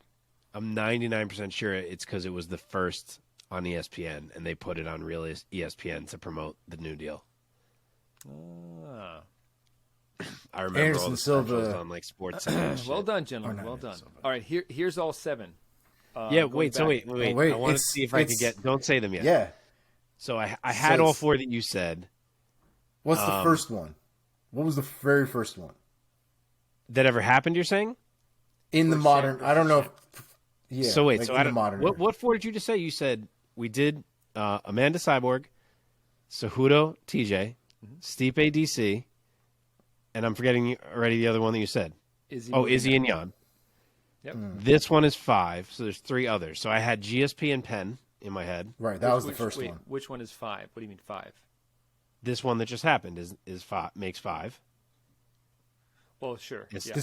Islam and Trying Bolt. to count to 8. Okay. Yeah.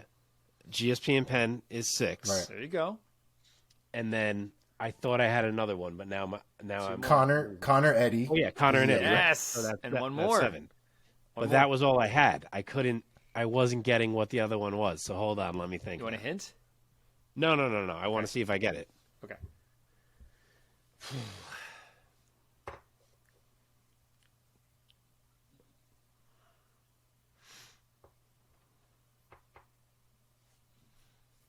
Damn.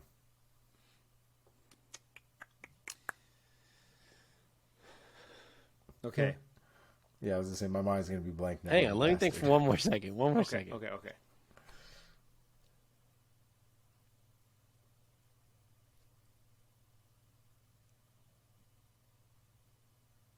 Fuck. I'm not getting it. All right, give us the hint. Why am I not? Other than this weekend, it's the most recent champ versus champ. What? Why do we suck so much? UFC. Well, this is a slightly different one than the others. UFC 277, Nunes versus Pena 2. Because Amanda is still the featherweight champion, so it counts as a champion versus champion fight. Oh, okay. No I wonder know. we didn't I get know. it. That's Trickier. fucking stupid. All right, I feel good about myself then. I got them all. Yeah, that one was like a technicality. Yeah, that's a technicality. I mean, not really. It's still the same. It's just, No, I know it counts. It counts. But it was like Amanda lost her 135 belt and tried to get it back. The featherweight was Right. never even a factor. But yeah. So, let's see. And let me add the most recent. Good thing you didn't ask us to name 8 because we would have gave you shit about that one. That's true. You're right. Oh, man. Islam defeats Volk, and then person. So how many times did the small person win? I was just going to tell you this. Oh. Let's see. So of these 8 fights, championship versus champion fights, 1, 2, 3, 4, 5, 6 of them was a champion moving up in weight, and 2 of them was a champion trying to cut down. Okay. Right. The small person won more often than not, right? If I'm going through these right in my head. So the person moving up, it's Well, even. BJ 3 Penn and definitely 3. didn't fucking win. It's even 3 and 3. Huh. 3 and 3, but the move downs. Because GSP versus Penn was Penn moving up. To welterweight, yeah. Lost. Badly. Connor moved up, killed Eddie, Right. DC moved up. 1-1. and knocked out Stipe. 2-1. Amanda moved up and knocked out Cyborg. 3-1. Izzy moved up and lost. 3-2. And then Volk moved up and lost. 3-3. That's what I said. Where are the other 2? We have 2 more fights though. Yeah, I know. I'm saying of the people who moved up, it's 3 and 3. Oh, okay. So then And then the TJ people- moved down and lost and to then the moving smaller man. Yep. And technically Amanda Nunez down and moved so- down back to bantamweight. So if we ignore that one, since really they are like the same weight class, It's yes. just Cejudo. the smaller man is 4-3 in It's just those Cejudo. fights. Yeah. That's interesting. Smaller That man is or woman, I interesting. should say. Yes. I guess that's not that surprising though, because when you have a crossweight fight, it's because the small dude is so good, or else no one would even be asking for it. You know what I mean? So I guess it's not that surprising. Yeah, I love how GSP completely shut down BJ Penn. Yeah, Because that back was, in the day, that was such a huge, huge fight. And you really had no idea how that was going to go. GSP was going to take him down, but BJ Penn's got like infinite submissions. and like none of it. Oh, you Just know what murdered else? BJ Penn. You know what else you can kind of throw in the pile? GSP moving up and defeating Michael Bisping. Oh yeah, but he wasn't a champion at that he point. wasn't a He champ. hated the belt, but he yeah. never lost the belt. You can Yeah, also yeah. argue. Yeah. And that's interesting. another one where the smaller man won. Yeah. Very true. Wow. Yeah. The BJ one was even more of a buzzkill because their first fight was so close. Yeah. So like there was every reason to believe that title fight was going to be really competitive. And it just Really seemed like one of those moments where BJ just didn't train. Like he probably did the bare because it was really his cardio. Like he was fucking exhausted. And that was GSP's like if you remember. It was what? That was Greasegate. Oh Right. yeah, where they were talking about bro. We don't talk about that anymore. No. Dude, they went to court. Like it was Did they it was a really? big thing. Yeah, BJ took it to court. Like all this evidence that they brought, towels and shit, and Dana gave the UFC lawyers to GSP, and they won the case. Wow. Yeah, Yeah, you can read about it. Wow. Is Yeah. that in Penn's book? Maybe that might be where I read it. Yeah, it might be. I think that's right. Dude, also looking, setting up this trivia, it made me glance at GSP's record. You fucking forget, dude. GSP only ever He's lost a beast. twice. And the two Yeah. guys who he lost to, he came back and finished the exact same ways that he lost to them. Yep. Matt Hughes The armbarred him, exact and then same ways. Yes. Matt Hughes armbarred him, and then he armbarred Wow. Matt Hughes. And Sarah TKO'd him, and then he TKO'd Sarah. No, he didn't arm. Oh, okay. First, he knocked out Matt Hughes after the loss. But they fought. Then he fought a third time and he armbarred him. That's right. I mean, Yeah. that he But avenged yeah. the losses Yes. in the same exact yes, manner. yes. Yeah, and he's 2-1 against Hughes, so that even avenges that loss even more. The guy who comes to mind who has done that I know of is Lennox Lewis. Defeated every guy he ever faced, even guys that he lost to. He corrected the losses. I wish I was more conscious about fighting in the 90s because there were some real animals during the 90s. Yeah. Dude, GSP was a beast. But I have to say, In boxing, I meant specifically, not MMA. But I did think that he lost to John Hendricks back then. I don't remember. I can't remember what I thought. Yeah, I don't remember. I remember my remember- dad was furious. My dad never watches MMA, and I guess that fight was on cable, and he watched the whole thing, and he knew I'd be watching it. The next day, he was like, "That was such bullshit. I watched him lose that whole fight. How could they give it Yes. to him?" I was like, It was a "Dad." difficult. It seems Like looking like back, they the were amount of damage that GSP took in that fight, it was very difficult. Looking back, to have said that he really Yeah. won that fight, but I mean, based on this criteria, like the way that it was, Fucking round. yeah, I mean, he 10 squeaked it out. 26. I thought he, God damn it. yeah, he squeaked it out. I feel like I remember Please. thinking he squeaked it out. To be honest, My God. I mean, can we just please get past this scoring? We always this past weekend was another instance of it. Can we just stop with this? The Like, thing it that I doesn't love work about for Pride, MMA, man. It doesn't work I for like MMA. Pride scoring because it at least, when it comes down to it, it's about who won the fight.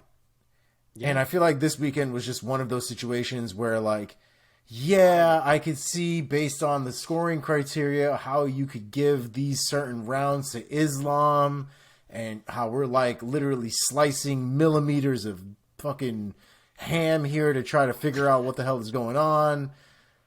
And like we were talking about, if this is Pride rules, like judging the fight as a whole, as a fight, as an entirety, like Volk to me won that fight. He really did. yeah, I don't even see if that's how judging was, and it's saying we like that's the way it operates, and we know this going in, and Volk gets his hand raised. I don't even think Islam fanboys are bitching about it. I think they're like, yeah, he fucking blew it in round 5. What can we do? Like I don't think it's debatable who won it as a full fight, and it would solve a lot of problems, but we'll never see it. We'll never fucking see it.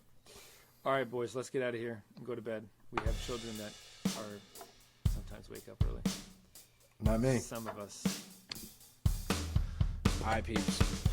Enjoy the fights this weekend, and we'll talk to you folks Hopefully it's a banger. Let's do it. Peace. Peace.